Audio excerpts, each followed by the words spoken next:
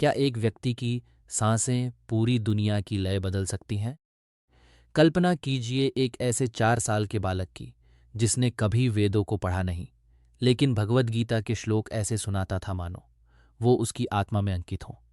एक ऐसा छात्र जिसके एक हाथ में क्वांटम फिजिक्स की किताबें थीं और दूसरे में प्राचीन उपनिषद। तमिलनाडु के एक छोटे से गांव पापनाशम की गलियों से शुरू हुई यह यात्रा इराक के युद्ध क्षेत्रों, कोलंबिया के घने जंगलों और वाशिंगटन के नेशनल मॉल तक कैसे पहुंची? कैसे 10 दिनों के एक रहस्यमयी मौन ने मानवता को तनाव से मुक्ति का वो सूत्र दिया जिसे आज दुनिया सुदर्शन क्रिया के नाम से जानती है। स्वागत है आपका टेल योरसेल्फ अ स्टोरी पर। आज हम शुरू कर रहे हैं एक महायात्रा, एक ऐसी गाथा जो महज तथ्यों का संग्रह नहीं बल्कि चेतना के सूर्योदय का जीवंत अनुभव है। महान आध्यात्मिक गुरु और शांति दूत श्री श्री रविशंकर के जीवन की गहराइयों को उकेरती हुई यह विशेष प्रस्तुति, चेतना का सूर्योदय, श्री श्री रविशंकर की महायात्रा। एक ऐसी कहानी जिसे आपने पहले कभी इस तरह नहीं सुना होगा। चलिए उतरते हैं मौन और मुस्कान के उस सागर में जहां पूरी दुनिया एक परिवार है। अध्याय 1, पापनाशम का बाल योगी। पापनाशम की हवा में एक अजीब सी सघनता थी, एक ऐसा आकर्षण जो केवल उन स्थानों पर मिलता है जहां सदियों से प्रार्थनाएं मिट्टी में विलीन हुई हों। तमिलनाडु के तंजावुर जिले का यह छोटा सा गांव, जिसका नाम ही पापों के नाश का उद्घोष करता था, कावेरी नदी के किनारे बसा एक आध्यात्मिक नखलिस्तान था। इमली के विशाल पेड़ों की घनी छाया गांव की गलियों को ढक लेती थी और उनकी ऊंचाई अक्सर स्थानीय मंदिरों के गोपुरमों को चुनौती देती महसूस होती थी। तोनिश मई 1987 का वह रविवार सामान्य नहीं था। सूर्य अपनी पूरी आभा के साथ क्षितिज पर उदय हो रहा था, मानो वह भी उस घटना का साक्षी बनने को आतुर हो जिसने आने वाले दशकों में करोड़ों जिंदगियों की लय बदल देनी थी। आर.एस. वेंकट रत्नम और विशालाक्षी के घर में जब एक नवजात बालक की पहली किलकारी गूंजी तो वह केवल एक जन्म नहीं बल्कि एक प्राचीन परंपरा का आधुनिक युग में पुनः अवतरण था। बालक का जन्म रविवार को हुआ था, इसलिए रत्नम जी ने उसे रविंद्र नाम दिया, सूर्य का अंश जो अंधकार को चीरने की शक्ति रखता है। लेकिन उसी दिन एक और दैवीय संयोग था। वह अद्वैत दर्शन के महान प्रणेता आदि शंकराचार्य की जयंती का भी दिन था। इस अद्भुत तालमेल को देखते हुए नाम में शंकर भी स्वतः ही जुड़ गया। नन्हा रवि अपनी बंद आंखों के पीछे मानो किसी अनंत शांति का अनुभव कर रहा था, जबकि बाहर का संसार उसे एक साधारण शिशु समझकर दुलार रहा था। आंगन की तुलसी और दादी का मौन। रवि का बचपन पापनाशम के उसी पुस्तैनी घर में बीता जो तमिल स्थापत्य कला का एक जीवंत नमूना था। 2 मंजिला ये घर अपने भीतर एक चौकोर आंगन समेटे हुए था, जिसके ठीक केंद्र में तुलसी वृंदावन स्थापित था। फर्श पर हर सुबह ताजे कोल्लम रंगोली के सफ़ेद चित्र उकेरे जाते थे, जो घर की पवित्रता और निरंतरता का प्रतीक थे। रवि के लिए यह घर केवल 4 दीवारी नहीं था, बल्कि उसकी पहली पाठशाला थी। उसकी दादी जो पूजा पाठ और अनुष्ठानों में अपना दिन बिताती थी, रवि के लिए जिज्ञासा का सबसे बड़ा केंद्र थीं। जब अन्य बच्चे बाहर गलियों में शोर मचाते, रवि अक्सर घर के किसी कोने में शांत बैठकर अपनी दादी को मंत्रोच्चार करते हुए देखता रहता। उसे मंत्रों के अर्थ भले ही उस समय पूर्णतः ज्ञात न हो, लेकिन उन ध्वनियों की लय उसके भीतर एक विशेष कंपन पैदा करती थी।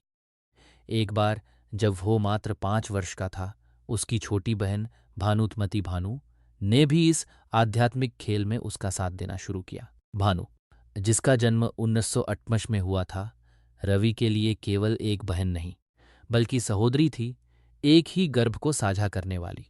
रवि और भानु अक्सर अपनी दादी की पूजा की नकल करते हुए खेल खेलते। रवि मिट्टी से एक छोटा सा शिवलिंग बनाता, उस पर फूल चढ़ाता और कुछ श्लोकों का पाठ करता। जब वह अंत में मिठाई का भोग लगाता तो नन्ही भानु अपनी आंखें मूंदकर मिठाई मिलने का इंतजार करती। एक दिन भानु ने अपनी बाल सुलभ जिज्ञासा से पूछा, भाई, भगवान यह मिठाई खाते तो है नहीं, फिर हम क्यों चढ़ाते हैं? रवि के चेहरे पर वह रहस्यमयी मुस्कान उभरी जो बाद में उसकी पहचान बनने वाली थी।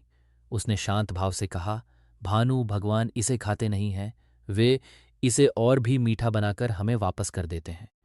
उस नन्हे बालक के पास यह समझने की अद्भुत क्षमता थी कि अर्पण केवल भौतिक नहीं होता, वह भाव का रूपांतरण होता है। 4 वर्ष की आयु और वेदों का सस्वर पाठ। रत्नम जी, जो स्वयं एक ऑटोमोबाइल व्यवसायी थे और वैज्ञानिक दृष्टिकोण रखते थे, अपने पुत्र की विलक्षणता को देख हैरान थे। उन्हें याद था वो दिन जब रवि को पहली बार एक संस्कृत शिक्षिका थंगम्मा के पास ले जाया गया था। थंगम्मा ने एक श्लोक की पहली पंक्ति पढ़ी और रवि की ओर देखा कि शायद वो एक शब्द दोहरा सके, लेकिन रवि रुका नहीं। उसने न केवल वह श्लोक पूरा किया, बल्कि उसके आगे के कई छंद भी सस्वर सुना दिए। शिक्षिका अवाक रह गई। एक 4 साल का बालक, जिसने कभी औपचारिक रूप से वेदों का अध्ययन नहीं किया था, इतनी शुद्धता के साथ भगवद् गीता के श्लोक कैसे सुना सकता था? रत्नम जी को महसूस हुआ कि उनके पुत्र के भीतर संस्कारों का एक ऐसा संचय है जो पिछले जन्मों से आया है। उन्होंने रवि को पंडित सुधाकर चतुर्वेदी के संरक्षण में भेज दिया। पंडित जी कोई साधारण विद्वान नहीं थे। वे महात्मा गांधी के करीबी सहयोगी थे और उन्होंने गांधी जी को भी भगवद् गीता का पाठ कराया था। सुधाकर चतुर्वेदी, जिन्हें चारों वेदों का ज्ञाता कहा जाता था, रवि के पहले औपचारिक गुरु बने। उनके सानिध्य में रवि ने महसूस किया कि वेद केवल प्राचीन ग्रंथ नहीं हैं, बल्कि वे ब्रह्मांड की लय का विज्ञान है। रवि के मन में अक्सर एक विचार कौंधता, मैं कौन हूँ और ये ब्रह्मांड क्या है। उनके लिए भौतिकी, फिजिक्स के नियम और वेदों के सूत्र अलग नहीं थे। वह अक्सर सोचते कि कैसे एक परमाणु की संरचना और एक ब्रह्मांड की व्यवस्था एक ही चेतना के दो अलग स्तर हैं। उनके मन में गणितीय मॉडल की तरह विचार चलते थे, जहां जागरूकता और ज्ञान का योग ही शांति की ओर ले जाता था। फुटबॉल और अहिंसा का सहज बोध। रवि के बचपन की एक कहानी अक्सर उनके परिवार में दोहराई जाती थी, जो उनकी संवेदनशीलता की गहराई को दर्शाती थी। स्कूल में जब अन्य बच्चे फुटबॉल खेलने के लिए उत्सुक रहते, रवि उस खेल से दूर भागता था। एक दिन कोच ने उसे मैदान पर ले जाकर गेंद को किक, लात मारने को कहा। रवि वहीं खड़ा रहा, गेंद की ओर देखता रहा, लेकिन उसने अपना पैर नहीं उठाया। जब कोच ने उसे डांटा तो रवि ने अपनी सहजता से उत्तर दिया, जो चीज मेरी ओर प्रेम से आ रही है, उसे मैं लात मारकर खुद से दूर कैसे धकेल सकता हूं? ये पैर किसी को चोट पहुंचाने या दूर करने के लिए नहीं बने हैं। उस छोटे से बच्चे के लिए अहिंसा कोई किताबी सिद्धांत नहीं था, बल्कि एक सहज प्रवृत्ति थी। वह संसार को धकेलने में नहीं, बल्कि गले लगाने में विश्वास रखता था। यही वह समय था जब उसके भीतर वसुधैव कुटुंबकम, पूरा विश्व एक परिवार है, की भावना अंकुरित होने लगी थी। रवि को अक्सर यह महसूस होता था कि पूरी दुनिया में लोग उसका इंतजार कर रहे हैं। जब वह अपनी माँ से कहता, अम्मा, पूरी दुनिया मेरा घर है और लोग मेरे लिए प्रतीक्षा कर रहे हैं, तो विशालाक्षी घबरा जाती। वे उसे डांटती और झूठ बोलने के लिए टोकती। वे नहीं जानती थीं कि उनका बेटा जिस इंतजार की बात कर रहा है, वह एक वैश्विक चेतना की पुकार है। सामाजिक दीवारों को ढाने वाला योगी। 1986 के दशक का भारत सामाजिक रूढ़ियों और छुआछूत की बेड़ियों में जकड़ा हुआ था। पापनाशम का उनका ब्राह्मण परिवेश इन नियमों को लेकर अत्यंत कठोर था। रवि की दादी विशेष रूप से परंपराओं की कट्टर अनुयायी थीं, लेकिन 10 वर्ष की आयु के रवि के हृदय में उन दीवारों के लिए कोई स्थान नहीं था। एक दिन रवि ने देखा कि एक दलित बालक, जो उनके घर के मवेशियों की देखभाल करता था, आंगन के बाहर अलग बैठा है। रवि के मन में कोई झिझक नहीं थी। वह उसके पास गया और उसे गले लगा लिया। घर में कोहराम मच गया। दादी चिल्लाईं, शुद्धिकरण के मंत्र पढ़े गए और रवि को स्नान कराया गया। लेकिन बालक रवि शांत था। उसने अपनी मासूम आंखों से दादी की ओर देखा और पूछा, दादी, अगर ईश्वर हर कण में है, तो इस बालक में वह अशुद्ध कैसे हो गया? उसकी इस दलील का किसी के पास कोई उत्तर नहीं था। वह बालक जो अपनी दादी से इतना प्रेम करता था कि रात भर जागकर उनकी सांसों की निगरानी करता था, ताकि उसे यकीन रहे कि वे जीवित हैं, उसी बालक ने उनकी सदियों पुरानी रूढ़ियों को चुनौती दी थी। रवि के लिए प्रेम और न्याय दो अलग चीजें नहीं थीं, माँ का डर और सुनहरा भविष्य। जैसे जैसे रवि किशोरावस्था की ओर बढ़ रहा था, उसकी माँ विशालाक्षी की चिंताएं गहरी होती जा रही थीं। एक ज्योतिषी ने रवि के जन्म के समेत भविष्यवाणी की, चाहे एक दिन सन्यासी या वैरागी बनेगा। विशालाक्षी, जो स्वयं अत्यंत आध्यात्मिक थीं, नहीं चाहती थीं कि उनका इकलौता पुत्र संसार का त्याग करे। वे अक्सर उसके पूजा के सामान को छिपा देती या उसे जल्दी ध्यान खत्म करने के लिए टोकती रहती थीं।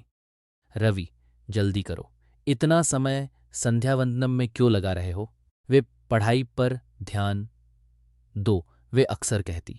रवि मुस्कुरा देता। वह अपनी माँ को खुश रखने के लिए पढ़ाई में भी अव्वल रहता था। उसे वाणिज्य कॉमर्स में कोई रुचि नहीं थी। उसका मन तो खगोल विज्ञान, ब्रह्मांड विज्ञान और उन तारों में रमता था जो रात के सन्नाटे में पापनाशम के आसमान में चमकते थे। एक बार रवि के हास्य बोध ने घर का तनाव कम कर दिया। रत्नम जी एक महत्वपूर्ण आधिकारिक बैठक के लिए जा रहे थे। रवि और भानु ने चुपके से उनके ब्रीफकेस से सारी फाइलें निकाल दी और उन्हें अपने रंग बिरंग खिलौनों से भर दिया। रत्नम जी जब बैठक में पहुंचे और अपना बैग खोला तो फाइलों की जगह खिलौने बाहर निकले। सारा कमरा हंसी से गूंज उठा। पिताजी ने घर आकर उन्हें डांटा नहीं, बल्कि उनके इस मासूम मजाक की सराहना की। इस छोटी सी घटना ने दिखाया कि रवि के भीतर अध्यात्म की गहराई के साथ साथ जीवन का उल्लास और विनोद, ह्यूमर भी पूरी तरह समाहित था। पापनाशम से विदाई। और 1966 के दशक के अंत तक परिवार ने बेंगलोर बंगलुरु जाने का निर्णय लिया। रवि के लिए पापनाशम छोड़ना केवल एक स्थान छोड़ना नहीं था, बल्कि अपनी जड़ों को गहरा करना और अपनी दृष्टि को विस्तार देना था। वह उस कावेरी नदी को देख रहा था जिसकी लहरें हमेशा बहती रहती थीं, कभी रुकती नहीं थीं। उसने महसूस किया कि उसका जीवन भी उसी प्रवाह की तरह है, निरंतर, शांत और सबको तृप्त करने वाला। 17 वर्ष की आयु तक पहुँचते पहुँचते रवि ने न केवल आधुनिक भौतिकी में अपनी स्नातक की पढ़ाई पूरी कर ली थी, बल्कि वैदिक साहित्य में भी महारत हासिल कर ली थी। उसके सामने एक सुरक्षित बैंक की नौकरी का विकल्प था, जो उसकी माँ के लिए सुकून का विषय होता। लेकिन रवि के भीतर की पुकार कुछ और थी। वह जानता था कि प्रयोगशाला के उपकरण उसे वह सत्य नहीं बता सकते थे जो वह मौन में खोज रहा था। उसने अपने पैरों की ओर देखा, वही पैर जिन्होंने कभी फुटबॉल को लात नहीं मारी थी। अब वे पैर एक लंबी यात्रा के लिए तैयार थे। पापनाशम की गलियां अब पीछे छूट रही थी और सामने था एक ऐसा संसार जो वास्तव में उसका इंतजार कर रहा था। उसकी आंखों में वही शांति थी जो जन्म के समय थी, लेकिन अब उस शांति में एक संकल्प भी जुड़ गया था। विशालाक्षी की ममता, रत्नम जी का विज्ञान और पंडित चतुर्वेदी के वेद, ये सब रवि के भीतर समाहित होकर एक नई चेतना का निर्माण कर रहे थे। रवि अब पूरे वेग से चमकने के लिए तैयार था और उसकी अगली मंजिल थी ऋषिकेश की पहाड़ियां और महर्षि महेश योगी की छाया। अध्याय 2, जिज्ञासा का सेतु, विज्ञान और वेद। बेंगलोर बंगलुरु की हवा में उन दिनों एक अलग ही किस्म की ठंडक थी। 1960 के दशक का वह शहर जिसे पेंशनर्स पैराडाइज कहा जाता था, अभी आधुनिकता की दौड़ में अपनी सांसें नहीं फुला रहा था।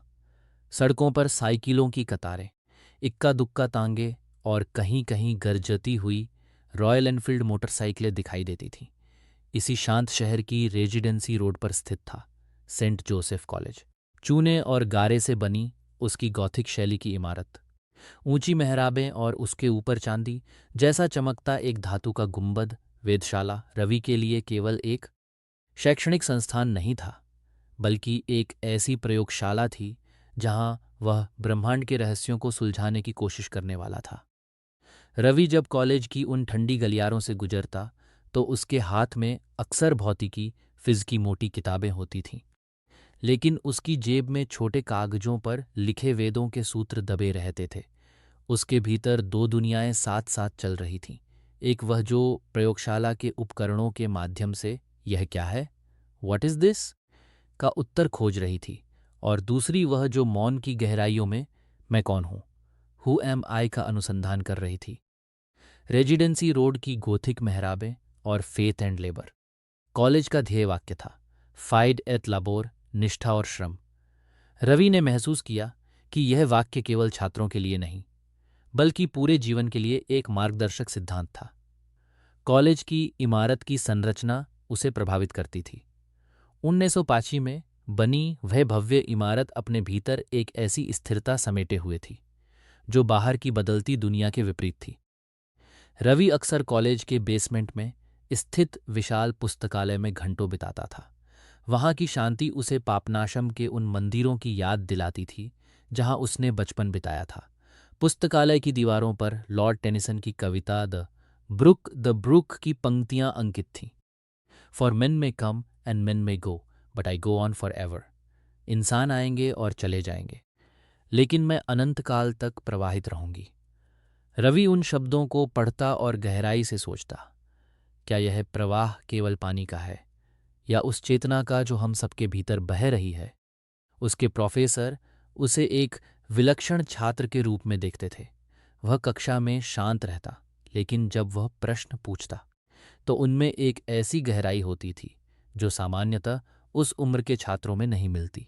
भौतिकी के प्रोफेसर जब क्वांटम मैकेनिक्स या रिलेटिविटी समझाते तो रवि को लगता कि वे वास्तव में वेदों के अद्वैत दर्शन की ही बात कर रहे हैं।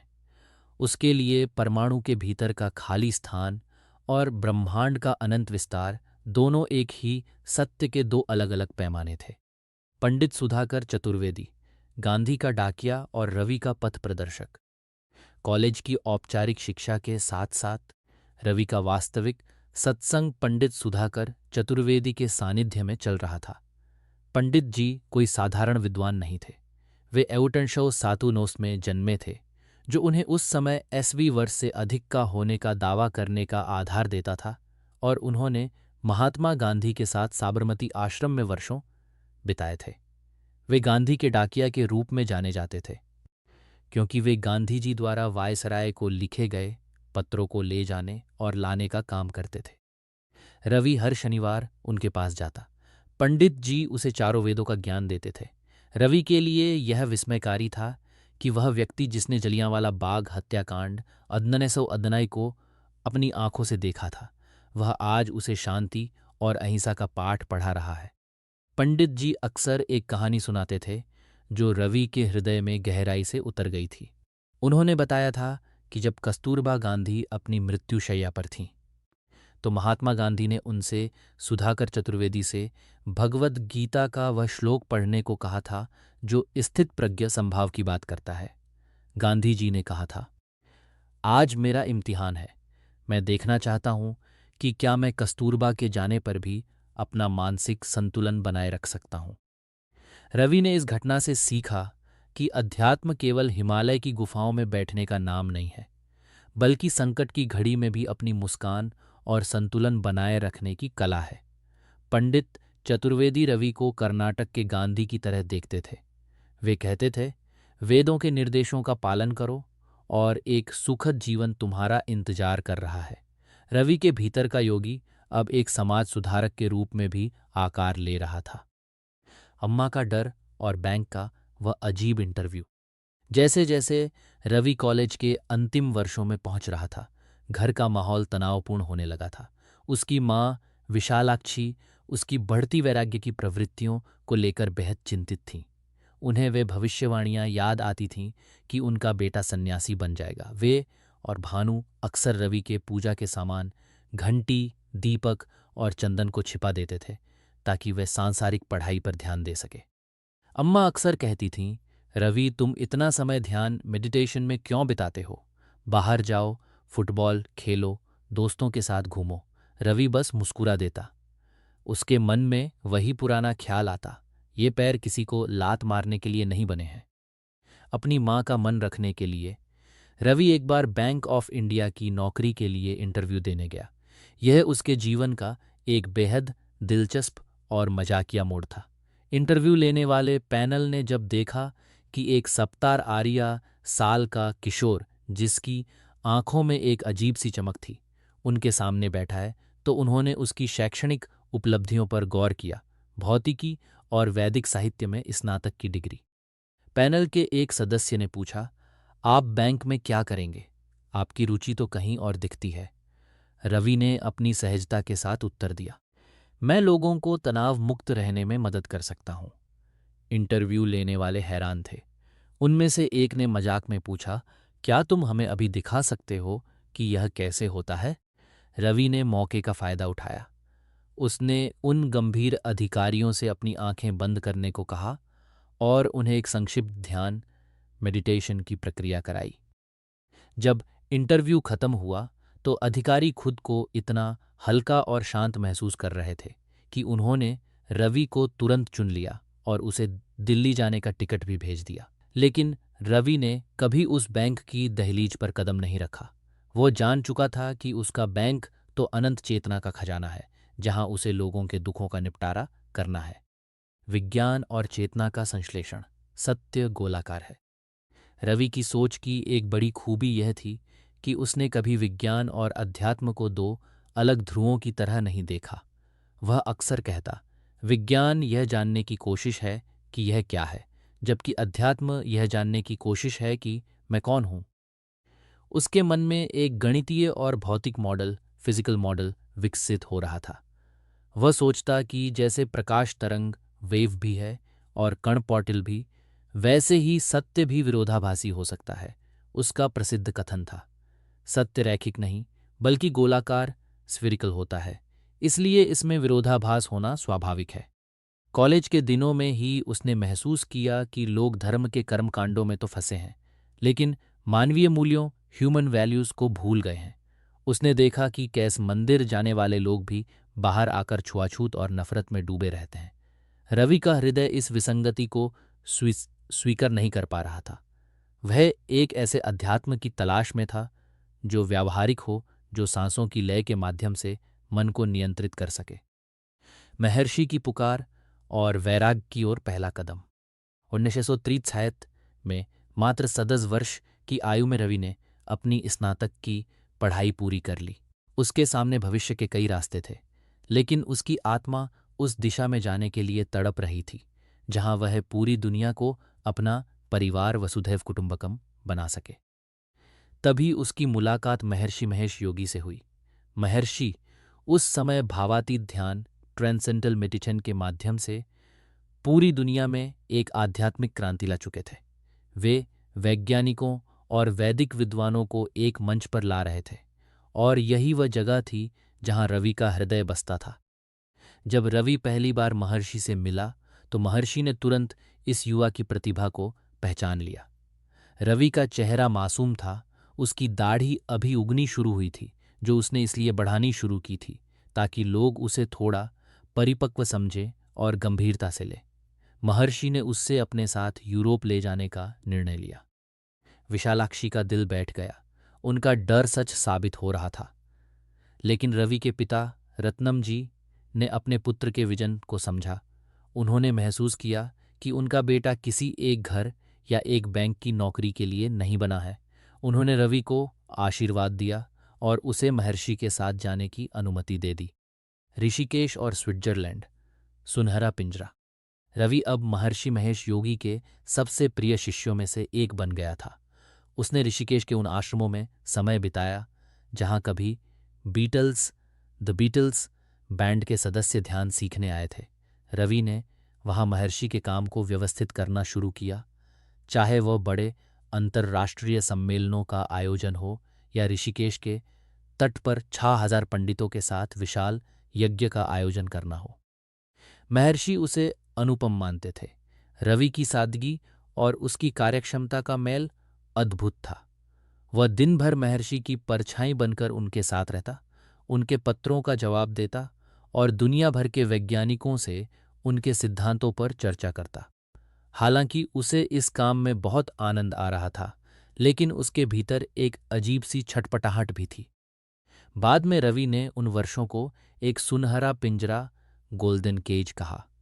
वह महर्षि के प्रति पूरी तरह समर्पित था, लेकिन वह महसूस करता था कि उसे सीधे आम लोगों से, गांवों के गरीबों से और उन लोगों से जुड़ना है जो जीवन के संघर्षों में पिस रहे हैं। महर्षि का आंदोलन बहुत बौद्धिक और व्यवस्थित था, जबकि रवि का हृदय सेवा, सेवा के लिए तड़प रहा था। अध्याय का समापन। एक बड़े विस्फोट की पूर्व संध्या। अध्याय के अंत तक रवि एक ऐसे चौराहे पर खड़ा था जहां वे एक शिष्य की भूमिका को पूरी तरह निभा चुका था। उसने ऋषिकेश की गंगा को देखा और फिर स्विट्जरलैंड की बर्फीली पहाड़ियों को। उसने महसूस किया कि शांति केवल भौगोलिक नहीं होती। शांति तो सांसों के उस रहस्य में छिपी है जिसे दुनिया अभी तक समझ नहीं पाई है। उसके मन में अब एक ही धुन सवार थी। कैसे इस प्राचीन ज्ञान को आधुनिक मनुष्य के लिए इतना सरल बना दिया जाए कि वह उसे अपनी रोजमर्रा की जिंदगी में उतार सके। उसे पता था कि कुछ कमी है, कुछ ऐसा जो अभी प्रकट होना बाकी है। रवि ने अपने गुरु महर्षि महेश योगी की ओर देखा, जिनकी आंखों में रवि के लिए भविष्य के उत्तराधिकारी के सपने थे। लेकिन रवि की आंखों में कुछ और ही था। करोड़ों लोग जो अनजाने में उसका इंतजार कर रहे थे। वह पल करीब आ रहा था जब मौन का एक ऐसा विस्फोट होने वाला था जो रवि को श्री श्री में बदल देने वाला था। वह 1980 के दशक की शुरुआत थी। शिमोगा की भद्रा नदी का तट रवि का इंतजार कर रहा था, जहां 10 दिनों का वह महामौन एक नई शुरुआत करने वाला था। अध्याय 3। महर्षि की छाया में वैश्विक उड़ान। स्विट्जरलैंड के सीलिसबर्ग की हवाओं में एक मखमली ठंडक थी जो बेंगलोर की रेजिडेंसी रोड की गुनगुनी धूप से बिल्कुल अलग थी। ऑल्प्स की पहाड़ियों के बीच स्थित होटल सोनेनबर्ग अपनी भव्य 12वीं सदी की गोथिक वास्तुकला के साथ लूसेर्न झील लेक लूसर्न पर एक प्राचीन ऋषि की तरह मौन खड़ा था। इस महलनुमा इमारत, जो कभी यूरोप के रईसों के लिए माउंटेन क्योर का केंद्र हुआ करती थी, के एक कोने में रवि बैठा था। खिड़की से बाहर दिखती बर्फ की चादर और नीचे फैली रूटली मिडो, जहां कभी स्विस परिसंघ की नींव रखी गई थी, मानो रवि को एक नए साम्राज्य की आहट सुना रही थी। उसके सामने महर्षि महेश योगी बैठे थे। महर्षि जिन्होंने अपनी भावातीत ध्यान ट्रांसेंडेंटल मेडिटेशन की लहर से पश्चिमी दुनिया के तर्कवादी ढांचे को झकझोर दिया था। महर्षि की आंखों में एक शरारती चमक थी, एक ऐसा विजन जो सीमाओं को नहीं मानता था। उन्होंने रवि की ओर देखा और कुछ ही पलों में यह तय कर लिया कि यह 20 वर्ष का शांत युवक केवल एक शिष्य नहीं, बल्कि उनके वैश्विक मिशन का एक अपरिहार्य हिस्सा बनने वाला है। रवि के लिए यह सब किसी जादुई यथार्थ जैसा था। महर्षि ने उसे एक सम्मेलन में देखा था और बस इतना कहा था, तुम मेरे साथ चलो, और वो चल पड़ा। उसे लगा जैसे नियति ने अचानक उसकी गति तेज कर दी है। सीलिसबर्ग का मेरू और विज्ञान की वेधशाला। सीलिसबर्ग उस समय टीएम आंदोलन की वैश्विक राजधानी बन चुका था। वहाँ मेरू महर्षि यूरोपियन रिसर्च यूनिवर्सिटी की स्थापना की गई थी, जहाँ वैज्ञानिक और वैदिक विद्वान मिलकर चेतना के रहस्यों पर शोध कर रहे थे। रवि को यहाँ अपना प्रिय वातावरण मिला। उसके पास बेंगलोर के सेंट जोसेफ कॉलेज से प्राप्त भौतिकी की डिग्री थी और बचपन से पंडित सुधाकर चतुर्वेदी से अर्जित वेदों का गहरा ज्ञान। वह महर्षि के उन सिद्धांतों को आधुनिक विज्ञान की भाषा में ढालने में मदद करने लगा, जिन्हें अक्सर दुनिया अति आध्यात्मिक समझकर छोड़ देती थी। वह उन सम्मेलनों का प्रबंधन करता जहां नोबेल पुरस्कार विजेता वैज्ञानिक आते थे। रवि ने महसूस किया कि महर्षि एक सम्राट और सन्यासी का अनूठा संगम थे। वे बड़े सपने देखते थे, इतने बड़े कि लोगों को वे पागलपन लगते थे। एक बार अक्षय तृतीया से ठीक एक दिन पहले महर्षि ने सभी वैदिक पंडितों को बुलाया और आदेश दिया कि वे तुरंत भारत के अलग अलग हिस्सों में जाकर भूमि पूजन करें। उनके पास न जमीन थी, न कोई निश्चित योजना, लेकिन महर्षि का मानना था कि विचार ही वास्तविकता का निर्माण करता है। रवि ने वहीं सीखा कि बाधाएं केवल मन की रचना है। यदि संकल्प दृढ़ हो तो संसाधन स्वतः ही खिंचे चले आते हैं। गहराई के लिए कोई प्रतिस्पर्धा नहीं होती। स्विट्जरलैंड के उन दिनों की एक घटना रवि के मन में हमेशा के लिए अंकित हो गई। एक शाम कुछ शिष्य महर्षि के पास बैठे थे और अमेरिका में टीएम आंदोलन के सामने आ रही चुनौतियों पर चर्चा कर रहे थे। महर्षि ने मुस्कुराते हुए कहा, एक बार जब आप शिखर पीक पर पहुंच जाते हैं तो वहां कोई पठार प्लातो नहीं होता। जो शिखर पर पहुंचता है उसे नीचे आना ही पड़ता है।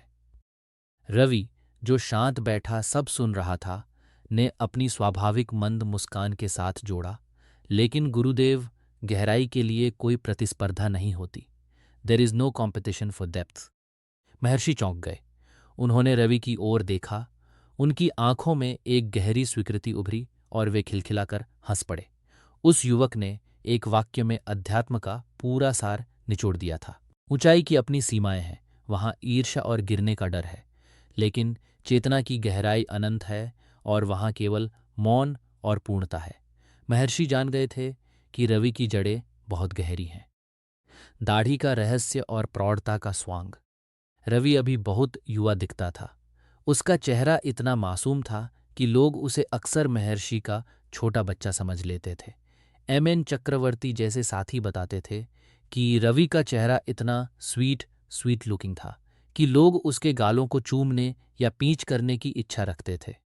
आध्यात्मिक जगत में विद्वत्ता के साथ साथ प्रौढ़ता की मांग थी। रवि ने महसूस किया कि जब वह वेदों और भौतिकी पर वैश्विक स्तर पर व्याख्यान देता है तो लोग उसे तब तक गंभीरता से नहीं लेते जब तक वे थोड़ा बड़ा नहीं दिखता। इसलिए उसने दाढ़ी बढ़ानी शुरू कर दी।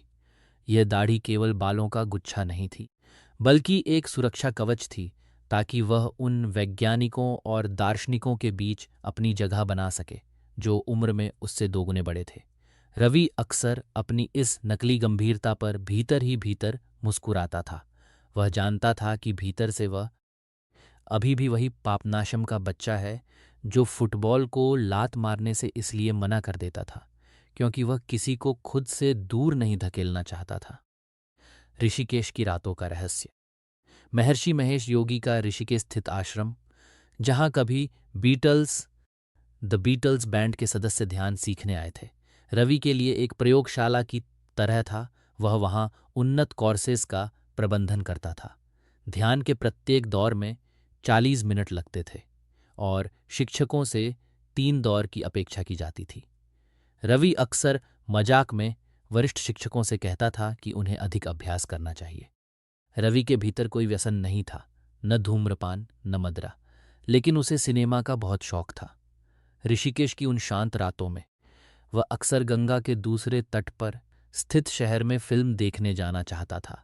वह नाव वाले को अपने साथ ले जाता था, इसलिए नहीं कि उसे नाव चलानी नहीं आती थी, बल्कि इसलिए ताकि वापसी के समय नाव वाला वहां मौजूद रहे, वरना उसे तैरकर वापस आना पड़ता। वह चुपके से अपने हॉस्टल की खिड़की थपथपाता और उसके साथी उसे भीतर ले लेते। महर्षि के अनुशासन और एक युवा के नैसर्गिक उल्लास के बीच का यह संतुलन ही रवि के व्यक्तित्व को मानवीय बनाता था। गणेशपुरी और मिठाइयों के 2 ट्रक। महर्षि ने रवि पर इतना भरोसा करना शुरू कर दिया था कि वे उसे महत्वपूर्ण मिशनों पर अकेले भेजने लगे थे। ऐसी ही एक यात्रा उसे महाराष्ट्र के गणेशपुरी ले गई, जहां महान संत बाबा मुक्तानंद का आश्रम था। अवसर था बाबा मुक्तानंद द्वारा गुरु माई चिदविलासानंद को उत्तराधिकारी के रूप में दीक्षा देने का। महर्षि ने रवि को 2 ट्रकों में भरकर मिठाइयां देकर भेजा। रवि जब उन ट्रकों के साथ गणेशपुरी पहुंचा तो बाबा मुक्तानंद उसकी सादगी और उसकी आंखों की चमक से इतने प्रभावित हुए कि उन्होंने उसे विशेष सम्मान दिया। रवि के लिए यह केवल एक यात्रा नहीं थी, बल्कि भारत की विविध आध्यात्मिक परंपराओं के बीच सेतु बनने का पहला अनुभव था। उसने देखा कि भक्ति और ध्यान अलग अलग रास्ते हो सकते हैं, लेकिन गंतव्य एक ही है। 1902 का नोएडा यज्ञ, पीला तूफान और अव्यवस्था। 1900 तक रवि महर्षि के आंदोलन का एक प्रमुख स्तंभ बन चुका था। महर्षि ने उसे उत्तर प्रदेश के नोएडा में स्थित महर्षि नगर की जिम्मेदारी सौंपी, जहां एक विशाल यज्ञ का आयोजन होना था। महर्षि चाहते थे कि यह यज्ञ अभूतपूर्व हो। उन्होंने निर्देश दिया कि जहां तक नजर जाए सब कुछ पीला होना चाहिए। पीला रंग देवी लक्ष्मी का प्रतीक था। मिठाइयाँ पीली थी, सजावट पीली थी और यहाँ तक कि विभिन्न देशों से सोने के सिक्के भी मंगवाए गए थे। लेकिन यह भव्यता जल्द ही एक अराजकता में बदल गई।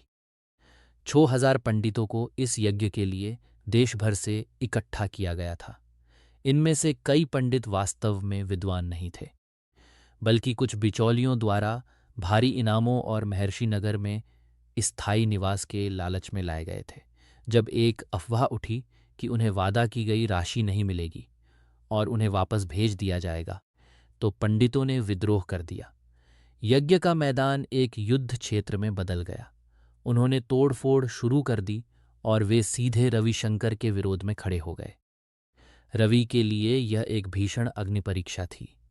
महर्षि के अन्य वरिष्ठ शिष्य पीछे हट गए थे, लेकिन रवि उन उग्र पंडितों के बीच जा खड़ा हुआ। उसकी शांत आवाज में एक ऐसी शक्ति थी जिसने शोर को दबा दिया। उसने उन्हें आश्वासन दिया कि किसी को निकाला नहीं जाएगा और व्यक्तिगत रूप से उनकी समस्याओं को सुना। हालांकि रवि ने उस संकट को टाल दिया था, लेकिन इस घटना ने उसके जीवन में एक कड़वा मोड़ ला दिया। महर्षि के अन्य सहयोगियों के मन में रवि की इस सफलता और महर्षि के साथ उसकी नज़दीकी ने ईर्ष्या का बीज बो दिया। उन्होंने महर्षि के कान भरने शुरू कर दिए कि रविशंकर गुरुदेव की जगह लेना चाहता है।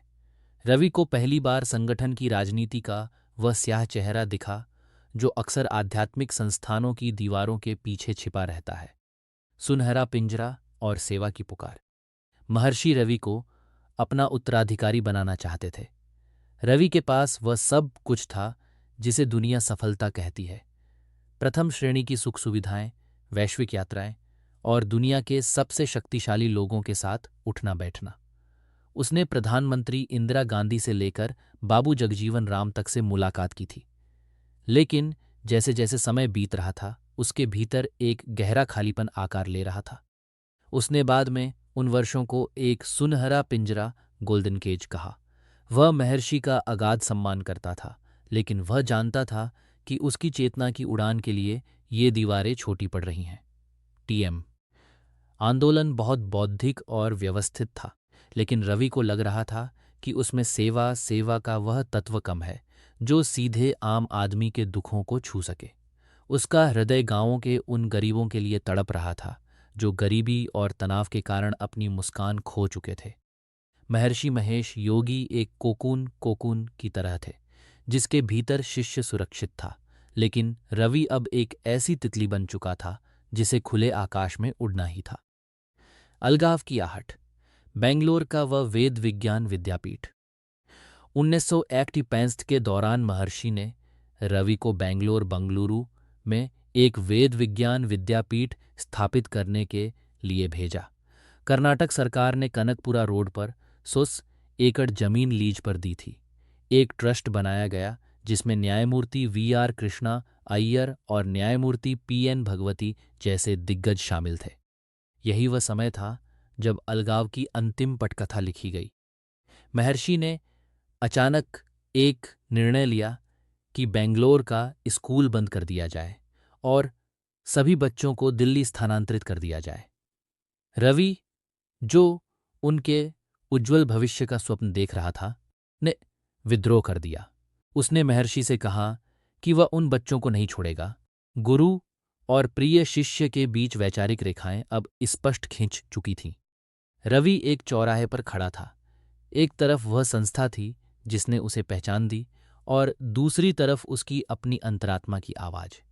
वह जानता था कि अगर उसे उन करोड़ों लोगों तक पहुंचना है जो उसका इंतजार कर रहे हैं, तो उसे इस साए से बाहर निकलना ही होगा। अध्याय का समापन। मौन के गर्भ में एक नई शुरुआत। अध्याय के अंत तक रवि 65 वर्ष का हो चुका था। उसने स्विट्जरलैंड की बर्फीली चोटियों को विदा कह दिया था और ऋषिकेश की गंगा को प्रणाम कर चुका था।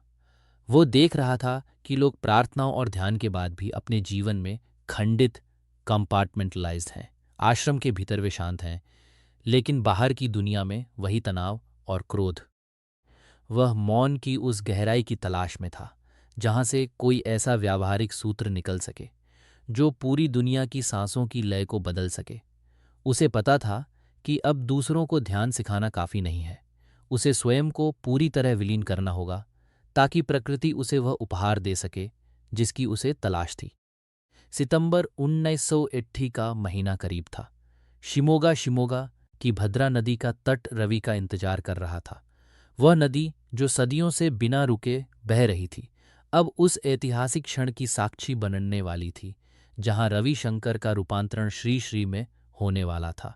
वह 10 दिनों का रहस्यमयी सन्नाटा शुरू होने वाला था, जिसके गर्भ से सुदर्शन क्रिया का जन्म होना था। अध्याय 4। भद्रा का तट, मौन का विस्फोट। सितंबर 1919 की वह हवा अपने साथ नमी और रहस्य दोनों लेकर आई थी। कर्नाटक के शिवमोग्गा में भद्रा नदी का तट उन दिनों अपनी पूरी प्राकृतिक प्रखरता में था। पश्चिमी घाट के प्रवेश द्वार पर बसा यह शहर, जहां घने जंगल और पहाड़ियां मिलकर एक जादुई वातावरण बनाते थे, रवि के लिए एक नया गंतव्य बन चुका था। नदी का पानी जो तुंगभद्रा बांध से छूटकर पत्थरों से टकराता हुआ आगे बढ़ रहा था, मानो रवि के भीतर के कोलाहल को शांत करने की प्रतिध्वनि कर रहा था। रवि अब 25 वर्ष के हो चुके थे। महर्षि महेश योगी के साये से बाहर निकलने का निर्णय उनके लिए केवल एक संस्था छोड़ना नहीं था, बल्कि अपनी नियति के साथ उस समझौते पर हस्ताक्षर करना था जो शून्य से शुरू होना था। उनके पास महर्षि के साथ बिताए गए उन वर्षों का वैभव था, प्रथम श्रेणी की यात्राएं थीं और वैश्विक मंचों पर सम्मान था।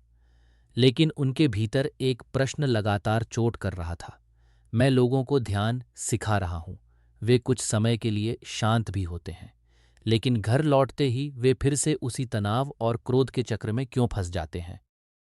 उन्होंने महसूस किया कि लोगों का जीवन खंडित, कंपार्टमेंटलाइज्ड है। वे आश्रम में कुछ और हैं और दुनिया में कुछ और। रवि को उस सेतु ब्रिज की तलाश थी जो आंतरिक मौन और बाहरी अभिव्यक्ति को एक कर सके। शिमोगा की वह शांत झोपड़ी और 10 दिनों का संकल्प। शिमोगा के उस शांत वातावरण में भद्रा नदी के किनारे एक सादा सा बंगला, या यूं कहें कि एक झोपड़ीनुमा आवास, रवि की शरणस्थली बना मानसून अभी पूरी तरह विदा नहीं हुआ था। रिमझिम फुहारे नदी की सतह पर अनगिनत वृत्त बना रही थीं। साप्ताह सितंबर 1919 से ठीक 10 दिन पहले रवि ने एक साहसिक निर्णय लिया। वह पूर्ण मौन में चले जाएंगे। यह मौन केवल शब्दों का त्याग नहीं था, बल्कि यह एक आत्म बलिदान जैसा था। उन्होंने न केवल बोलना बंद किया, बल्कि उपवास, फास्टिंग भी शुरू कर दिया। उनके भोजन में कभी थोड़े से फल होते, कभी अंकुरित अनाज और कभी कुछ भी नहीं। उनके साथ के लोग चिंतित थे, लेकिन रवि का हृदय एक अलग ही दिशा में देख रहा था।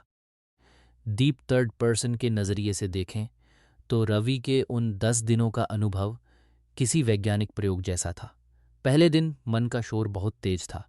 पुरानी यादें, महर्षि के साथ बिताए पल, अम्मा की चिंता और भविष्य का अनजानापन, सब कुछ एक साथ टकरा रहा था। लेकिन जैसे जैसे उपवास की पवित्रता शरीर को हल्का करती गई, मन की परतें हटने लगीं।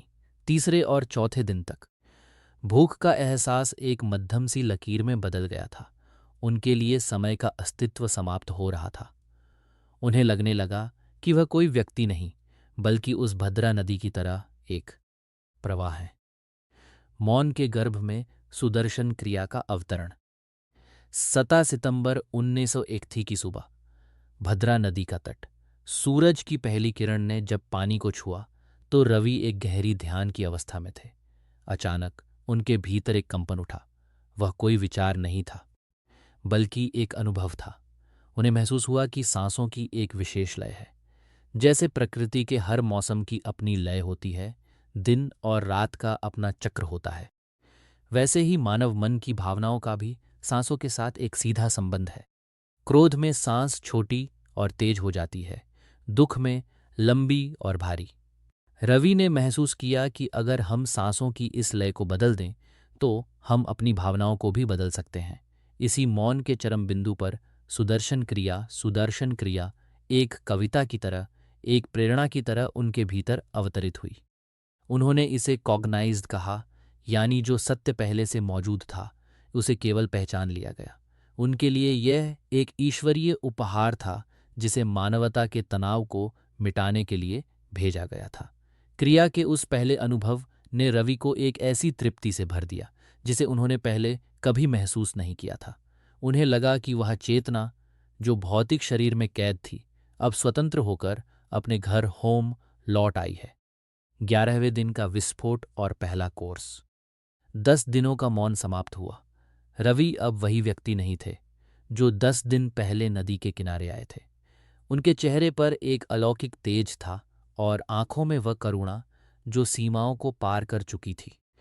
लोगों ने उनसे बात करने का अनुरोध किया। 11वें दिन जब रवि ने बोलना शुरू किया तो वह स्वयं को भी सुनते हुए हैरान थे। उन्हें लगा कि वह जो बोल रहे हैं वह कहीं से आ रहा है और वह स्वयं उसके पहले श्रोता हैं।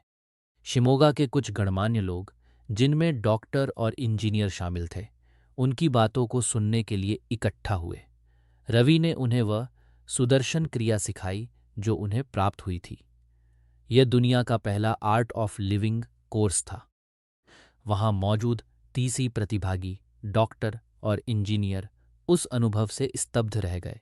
वे सुबह 8 बजे से शाम 4 बजे तक बिना किसी ब्रेक के बैठ सकते थे। उनके पास शरीर पर इतना नियंत्रण आ गया था कि उन्हें भोजन या टॉयलेट जाने की भी आवश्यकता महसूस नहीं हुई। जब कोर्स समाप्त हुआ तो उनकी आंखों में खुशी के आंसू थे। रवि ने देखा कि जो शांति वह खोज रहे थे वह वास्तव में सांसों के माध्यम से लोगों तक पहुंच रही है। लोग मेरा इंतजार कर रहे हैं, एक विजन का विस्तार। इसी मौन के दौरान रवि को वो विजन प्राप्त हुआ जिसने उनके भविष्य का मार्ग तय किया। उन्होंने अपनी बंद आंखों के पीछे लाखों चेहरों को देखा, अलग अलग देशों के, अलग अलग जातियों के लोग जो मानो किसी अंधेरी कोठरी में बंद थे और प्रकाश की प्रतीक्षा कर रहे थे। उनके कानों में एक गूंज सुनाई दी, वे मेरा इंतजार कर रहे हैं। इस बोध ने रवि के भीतर एक नई ऊर्जा भर दी। उन्होंने महसूस किया कि अब पीछे मुड़ने का समय नहीं है। उन्होंने अपने पिता रत्नम जी और बेंगलोर के कुछ प्रमुख नागरिकों को प्रेरित किया कि वे एक संस्था की नींव रखें। 1980 के अंत और IHT की शुरुआत में वेद विज्ञान महाविद्यापीठ VVMV और आर्ट ऑफ लिविंग फाउंडेशन का जन्म हुआ। शिमोगा, जिसका अर्थ ही है शिवा शुभ और मोग्गा बूध यानी शुभ का अंकुरण, वास्तव में वह स्थान बना जहां से शांति की यह वैश्विक लहर फूटने वाली थी। चमत्कार और संघर्ष का संगम। जैसे ही रवि ने यात्रा शुरू की, उनके साथ चमत्कारों की कहानियां जुड़ने लगीं। लंदन के एक व्यवसायी की बेटी की थायराइड की समस्या ठीक हो गई। कोई व्यक्ति जो चल नहीं सकता था वह चलने लगा और हकलाने वाले लोग धारा प्रवाह बोलने लगे। चेतन नाम का एक छोटा बच्चा, जिसकी आंखों से लगातार पानी बहता रहता था, रवि की एक छोटी सी सलाह, गले में बिना छिद्र वाला मोती पहनना, से ठीक हो गया। लेकिन इन सफलताओं के साथ संघर्ष भी आए। बेंगलोर के जयनगर स्थित उनके पिता के घर से शुरू हुई यह यात्रा अब कनकपुरा रोड की ओर बढ़ रही थी। महर्षि महेश योगी ने अचानक वह जमीन और स्कूल वापस लेने या उन्हें दिल्ली शिफ्ट करने का निर्णय लिया, जिसकी जिम्मेदारी उन्होंने रवि को सौंपी थी। रवि के पास न धन था, न कोई बड़ा संगठन, लेकिन उनके पास वह अनुभव था जो भद्रा नदी के तट पर हुआ था। उन्होंने विनम्रता से महर्षि से अलग होने का रास्ता चुना। यह एक बहुत ही कठिन बिछड़न थी। रवि के लिए महर्षि उनके गुरु थे, सो सुनहरे पिंजरे के स्वामी थे। लेकिन रवि जानते थे कि गहराई के लिए कोई प्रतिस्पर्धा नहीं होती और उनकी गहराई उन्हें उन लोगों तक ले जा रही थी जो घास की जड़ों ग्रेसरूट्स तक फैले हुए थे। अध्याय का समापन, सूर्य का पूर्ण उदय। अध्याय के अंत तक रविशंकर अब केवल एक शिष्य नहीं रह गए थे, वह स्वयं एक प्रकाश स्तंभ बन चुके थे। शिमोगा के उन 10 दिनों ने उन्हें वह अस्त्र दिया था जिसे आज दुनिया सुदर्शन क्रिया के नाम से जानती है। उनकी सांसों की लय अब पूरी दुनिया की धड़कन बनने के लिए तैयार थी। उन्होंने अपनी दाढ़ी के पीछे छिपी उस मासूमियत को नहीं खोया था, लेकिन अब उनकी मुस्कान में एक ऐसा आश्वासन था जो थके हुए हृदयों को विश्राम दे सकता था। रवि का सूर्योदय अब पूर्ण हो चुका था और आर्ट ऑफ लिविंग का विचार एक वैश्विक आंदोलन बनने की दहलीज पर खड़ा था। अगला पड़ाव था कनकपुरा की वह बंजर भूमि जिसे रवि ने अपनी संकल्प शक्ति से एक नंदनवन में बदलना था। अध्याय 5 बंजर भूमि पर संकल्प। बंगलुरु बेंगलोर का दक्षिणी छोर उन दिनों आधुनिकता की चकाचौंध से कोसों दूर था। 1980 के दशक के मध्य में कनकपुरा रोड केवल एक ऊबड़ खाबड़ रास्ता था, जहां धूल के गुबार उड़ते थे और सड़क के दोनों ओर कंटीली झाड़ियां और पत्थर फैले हुए थे। तहिदवे किलोमीटर के पत्थर के पास खड़े होकर अगर कोई चारों ओर देखता तो उसे केवल एक निर्जन सन्नाटा और तपती हुई जमीन दिखाई देती। लेकिन उसी पथरीली जमीन पर खड़ा वह 29 वर्षीय युवक, जिसकी आंखों में एक अजीब सी स्थिरता थी, वहां कुछ ऐसा देख रहा था जो किसी और को दिखाई नहीं दे रहा था। रविशंकर के लिए यह समय केवल एक संस्था बनाने का नहीं था, बल्कि उस दृष्टि को आकार देने का था जो उन्हें भद्रा नदी के तट पर मौन के दौरान प्राप्त हुई थी। उनके पास महर्षि का सानिध्य अब नहीं था। उनके पास कोई विशाल कोश फन नहीं था और न ही कोई तैयार बुनियादी ढांचा। उनके पास था तो बस एक संकल्प, वसुधैव कुटुंबकम के विचार को एक जीवंत हकीकत में बदलने का संकल्प। वेद विज्ञान महाविद्यापीठ और न्यायविदों का संगम। 1980 का अंत रवि के जीवन में एक प्रशासनिक और आध्यात्मिक संक्रांति का काल था। उन्होंने अपने पिता आर.एस. वेंकट रत्नम, जिंदे से सभी प्यार से पिज्जी कहते थे, और बंगलुरु के कुछ प्रबुद्ध नागरिकों के साथ मिलकर वेद विज्ञान महाविद्यापीठ वीवीएमवी की स्थापना की। यह केवल एक ट्रस्ट नहीं था, बल्कि प्राचीन वैदिक ज्ञान और आधुनिक विज्ञान के मिलन का एक मंच था। रवि ने महसूस किया कि उनके विजन को उन लोगों के समर्थन की आवश्यकता है जो समाज में सत्य और न्याय के स्तंभ माने जाते हैं। यही वह समय था जब भारत के महान न्यायविदों, पूर्व मुख्य न्यायाधीश न्यायमूर्ति वी आर कृष्णा अय्यर और न्यायमूर्ति पी.एन. भगवती ने रवि की प्रतिभा और उनकी ईमानदारी को पहचाना। इन दिग्गजों का रवि के साथ जुड़ना इस बात का प्रमाण था कि यह युवक केवल साधु नहीं है, बल्कि एक ऐसा दृष्टा है जो कानून, समाज और अध्यात्म को एक सूत्र में पिरोना जानता है। न्यायमूर्ति कृष्णा अय्यर, जो स्वयं एक विद्रोही और मानवतावादी वकील रहे थे, रवि की सादगी से इतने प्रभावित हुए कि वे उनके सबसे बड़े समर्थकों में से एक बन गए। रवि अक्सर उनके साथ लंबी चर्चाएं करते थे, कानून की पेचीदगियों पर नहीं, बल्कि इस पर कि कैसे एक अपराधी के भीतर छिपे पीड़ित को मुक्त किया जा सकता है। वैकल्पिक भूमि का संघर्ष, बंजर पहाड़ी की चुनौती। आश्रम के लिए जमीन की तलाश किसी महाकाव्य के संघर्ष जैसी थी। कर्नाटक के तत्कालीन मुख्यमंत्री गुंडू राव ने शुरू में बन्नेरघट्टा रोड के पास 100 एकड़ उपजाऊ जमीन आवंटित करने का वादा किया था, जो जंगल के करीब थी। रवि ने सपना देखा था कि वहां बच्चों के लिए एक भव्य गुरुकुल बनेगा, लेकिन राजनीति और नौकरशाही के चक्रव्यूह ने खेल बदल दिया। पता चला कि वह जमीन पहले से ही किसी अन्य संस्थान को दी जा चुकी थी। मुख्यमंत्री ने विकल्प के रूप में कनकपुरा रोड पर जमीन देने का प्रस्ताव रखा। रवि जब पहली बार उस प्रस्तावित भूमि को देखने पहुंचे तो उनके साथ आए स्वयंसेवक हताश हो गए। वह 6 एकड़ की एक ऐसी पहाड़ी थी जहां घास का एक तिनका भी नहीं उगता था। जमीन पूरी तरह पथरीली थी, पानी का कोई स्रोत नहीं था और बंगलुरु शहर से वह इतनी दूर थी कि लोग वहां जाने से डरते थे। रवि ने उस बंजर पहाड़ी पर अपने पैर रखे। तपती दोपहर में उन्होंने पत्थरों को छुआ। उनके भीतर एक विचार कौंधा, अगर मैं इस निर्जीव पत्थर को जीवन दे सका तो मैं किसी भी मुर्दा दिल में चेतना जगा सकूंगा। उन्होंने मुस्कुराते हुए अपने साथियों से कहा, हम इसी जमीन को लेंगे। उनके लिए वह जमीन अशुद्ध या बंजर नहीं थी, वह एक खाली कैनवास थी जिस पर उन्हें शांति का चित्र उकेरना था। अतिक्रमण और करुणा का अनूठा प्रयोग। जमीन लीज पर मिलने के बाद भी चुनौतियां समाप्त नहीं हुई थीं।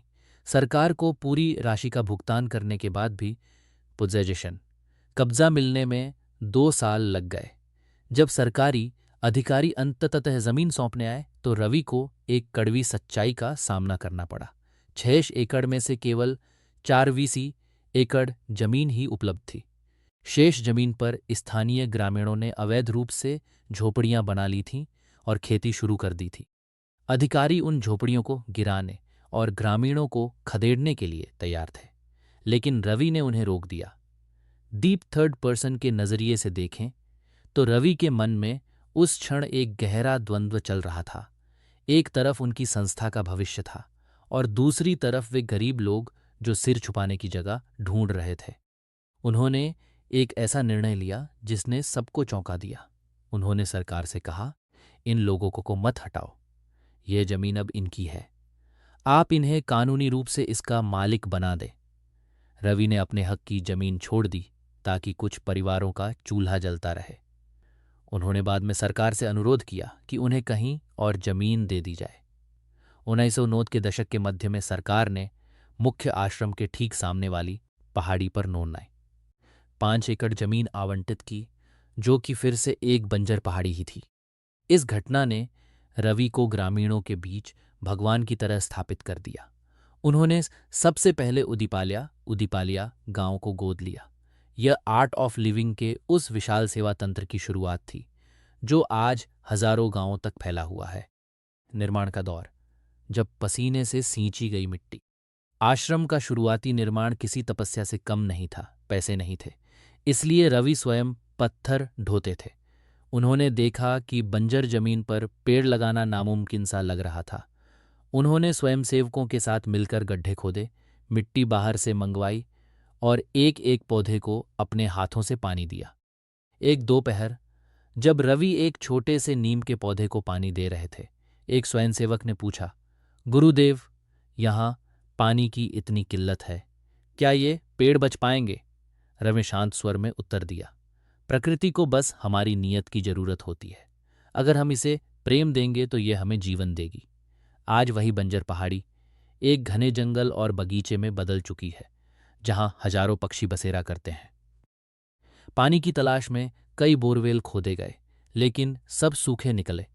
लोग मजाक उड़ाने लगे कि एक साधु अपना और पैसा बर्बाद कर रहा है, लेकिन रवि अडिग थे। अंततः एक बिंदु पर पानी मिला, और वह केवल पानी नहीं था, वह आर्ट ऑफ लिविंग के भविष्य की प्राणवायु थी। उन्होंने वर्षा जल संचयन, रेन वाटर हार्वेस्टिंग के तालाब बनवाए और पर्यावरण संरक्षण को अध्यात्म का अभिन्न अंग बना दिया। 1980 स्विट्जरलैंड और वैश्विक विस्तार की पहली लहर। भारत में जहां आश्रम की जड़ें जम रही थीं, वहीं रवि की चेतना अब सीमाओं को पार करने के लिए व्याकुल थी। 1980 में उन्होंने अपना पहला अंतर्राष्ट्रीय art of living course Switzerland में आयोजित किया। सीलिसबर्ग के उन दिनों की यादें अभी धुंधली नहीं हुई थीं, लेकिन इस बार रवि एक शिष्य के रूप में नहीं, बल्कि एक स्वतंत्र शिक्षक के रूप में वहां पहुंचे थे।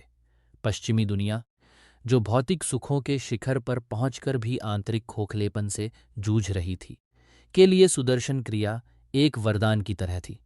रवि ने देखा कि कैसे स्विस बैंकों के ठंडे वातावरण में काम करने वाले अधिकारी क्रिया के दौरान बच्चों की तरह रोने लगते थे, और उनके चेहरों पर वह मासूस मुस्कान लौट आती थी जिसे वे वर्षों पहले खो चुके थे। रवि की शिक्षाओं का सार बहुत सरल था। प्रसन्नता वर्तमान क्षण में ही संभव है। उन्होंने विज्ञान की भाषा में अध्यात्म को समझाया। उन्होंने बताया कि कैसे सांस शरीर और मन के बीच का सेतु है। उन्होंने गणितीय तर्क दिए कि कैसे नकारात्मक भावनाएं हमारे तंत्रिका तंत्र नर्वस सिस्टम को विषाक्त करती हैं और कैसे लयबद्ध श्वास उन्हें साफ कर सकती है। लोग मेरा इंतजार कर रहे हैं। आश्रम के शुरुआती दिनों में रवि अक्सर रात के सन्नाटे में पहाड़ी की चोटी पर बैठ जाते थे। उनके सामने बंगलुरु शहर की रोशनियां टिमटिमाती थीं और उनके पीछे अंधकारपूर्ण गांव। उनके मन में बार बार वही विजन गूंजता, वे मेरा इंतजार कर रहे हैं। यही वो समय था जब आर्ट ऑफ लिविंग का पहला लोगो तैयार हुआ, एक उड़ता हुआ हंस जो स्वतंत्रता और चेतना की शुद्धता का प्रतीक था। रवि ने महसूस किया कि अब उन्हें केवल बंगलुरु तक सीमित नहीं रहना है। उन्होंने गांव-गांव यात्राएं शुरू की। वे किसानों के साथ बैठकर उनकी भाषा में बात करते। वे उन्हें बताते कि कैसे नशा मुक्ति और ध्यान उनके जीवन में समृद्धि ला सकते हैं। इसी दौरान प्रिजन स्मार्ट प्रीसन SMART कार्यक्रम की धुंधली सी रूपरेखा उनके मन में उभरने लगी थी। उन्होंने सुना था कि जेलों में बंद अपराधी और भी अधिक हिंसक होते जा रहे हैं। रवि का मानना था कि हर अपराधी के भीतर एक मासूम बच्चा है जो कहीं खो गया है। उन्होंने संकल्प लिया कि वे उन कोठरियों तक पहुंचेंगे जहां प्रकाश की एक किरण भी नहीं पहुंचती। अध्याय का समापन, एक नए युग की दहलीज। अध्याय के अंत तक 1980 का दशक अपनी ढलान पर था। रवि शंकर अब रवि से गुरुदेव बनने की प्रक्रिया में काफी आगे निकल आए थे। कनकपुरा रोड की वो बंजर पहाड़ी अब एक ज्ञान क्षेत्र, टेम्पल ऑफ नॉलेज के रूप में पहचानी जाने लगी थी। छोटे से झोपड़े की जगह अब कुछ स्थायी इमारतें लेने लगी थीं। लेकिन रवि जानते थे कि यह तो केवल शुरुआत है। अभी उन्हें इराक की युद्ध भूमियों में जाना था, उन्हें संयुक्त राष्ट्र के मंचों पर शांति की वकालत करनी थी और उन्हें करोड़ों लोगों की सांसों को एक नई लय देनी थी। उन्होंने आसमान की ओर देखा, सूरज ढल रहा था, लेकिन उनके भीतर एक नया सूर्योदय हो रहा था। आर्ट ऑफ लिविंग अब एक संस्था नहीं, एक वैश्विक आंदोलन बन चुका था। 1974 में अमेरिका की पहली यात्रा, एप्पल वैली, कैलिफोर्निया का निमंत्रण उनकी मेज पर रखा था। भविष्य पुकार रहा था और रवि अपनी उस चिरपरिचित मुस्कान के साथ उत्तर देने के लिए तैयार थे। अध्याय 6, सीमाओं का विलीनीकरण, वैश्विक विस्तार। 1950 की एक मध्यम शाम, कैलिफोर्निया के एप्पल वैली की हवा में एक सूखी, रेगिस्तानी गर्माहट थी। यह वह स्थान था जहाँ की धरती बेंगलोर की मखमली मिट्टी या स्विट्जरलैंड की बर्फीली चोटियों से बिल्कुल अलग थी। रविशंकर एक छोटे से विमान से नीचे उतरे। उनके हाथ में एक साधारण झोला था और आंखों में वही विजन जो उन्हें भद्रा नदी के तट पर मौन के दौरान बार बार दिखाई देता था। लोग मेरा इंतजार कर रहे हैं। उनके सामने अमेरिका का वह विशाल परिदृश्य था जो अपनी भौतिक समृद्धि और वैज्ञानिक उपलब्धियों पर गर्व करता था, लेकिन जिसके भीतर तनाव और अकेलापन की एक अदृश्य महामारी पैर पसार रही थी। रवि के लिए यह केवल एक देश से दूसरे देश की यात्रा नहीं थी, यह उस बीज का रोपण था जिसे उन्होंने वसुधैव कुटुंबकम, पूरा विश्व एक परिवार है, के रूप में अपने भीतर पाला था। उनके पास कोई भव्य स्वागत समिति नहीं थी, न ही कोई विज्ञापित भव्य कार्यक्रम। उनके पास थी तो बस उनकी वह चिरपरिचित मुस्कान और वह श्वास की लय जिसे प्रकृति ने उन्हें सुदर्शन क्रिया के रूप में भेंट की थी।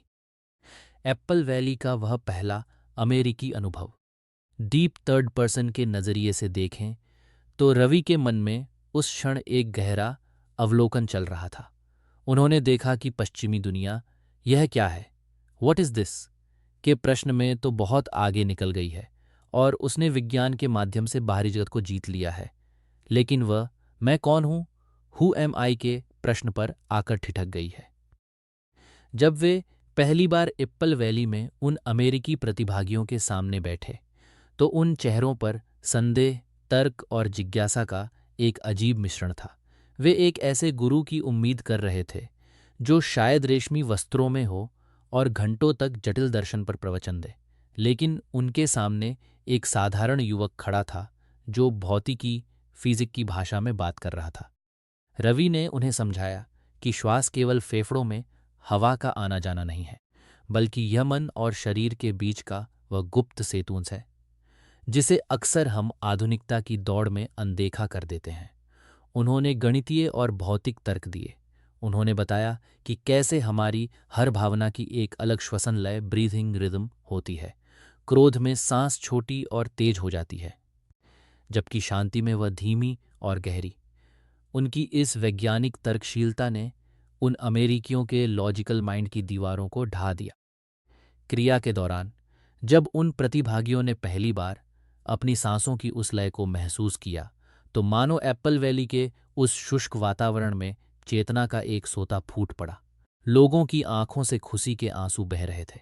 रवि ने अपनी बंद आंखों के पीछे महसूस किया कि जो मानवीय मूल्य पापनाशम की मिट्टी में सहज थे, उनकी प्यास न्यूयॉर्क और लॉस एंजल्स की गगनचुंबी इमारतों के नीचे भी उतनी ही तीव्र थी। कनाडा की बर्फ और बीवर मालिक का वह अद्भुत समर्पण, 1980 के दशक के उत्तरार्ध में रवि का विस्तार उत्तर की ओर कनाडा की ओर बढ़ा। उन्होंने हैलिफैक्स, नोवा स्कोटिया और मॉन्ट्रियल में पहले कोर्सेस सिखाए। कनाडा की वह हाड़ कंपा देने वाली ठंड रवि के संकल्प को और मजबूत कर रही थी। वे अक्सर सोचते कि चेतना की अग्नि को प्रज्वलित करने के लिए बाहर के तापमान का कोई महत्व नहीं है। 1989 में मॉन्ट्रियल के पास एक ऐसी घटना घटी जिसने आर्ट ऑफ लिविंग को उसका पहला बड़ा अंतर्राष्ट्रीय केंद्र दिया। रवि चाहते थे कि एक ऐसी जगह मिले जहां पहाड़ हो, झील हो और पूर्ण शांति हो, ताकि लोग अपनी आत्मा की पुकार सुन सकें। उनकी तलाश उन्हें सेंट माथ्यू डू पार्क के एक विशाल भूखंड पर ले गई। उस जमीन के मालिक ब्रुइलेत ने जब रविशंकर को पहली बार देखा तो उसकी आंखों में एक ऐसी पहचान उभर आई जो शब्दों से परे थी। ब्रुइलेट ने रवि से कहा, मैं 20 सालों से इस जंगल को साफ कर रहा हूं, अकेले सड़कें बना रहा हूं। लोग मुझे बीवर कहते थे क्योंकि मैं बिना रुके एक जानवर की तरह काम करता था। मुझे नहीं पता था कि मैं यह किसके लिए कर रहा हूं, लेकिन आज आपको देखकर मुझे पता चल गया कि यह आपकी ही प्रतीक्षा थी। उस वृद्ध व्यक्ति ने अपनी 3 दशक की कठोर मेहनत और 250 एकड़ का वह सुंदर वन रवि के चरणों में समर्पित कर दिया। रवि ने महसूस किया कि जब उद्देश्य पवित्र हो तो प्रकृति स्वयं उनके विजन के लिए रास्ते बनाने लगती है। माइकल फिशमैन, एक आधुनिक अर्जुन का रूपांतरण।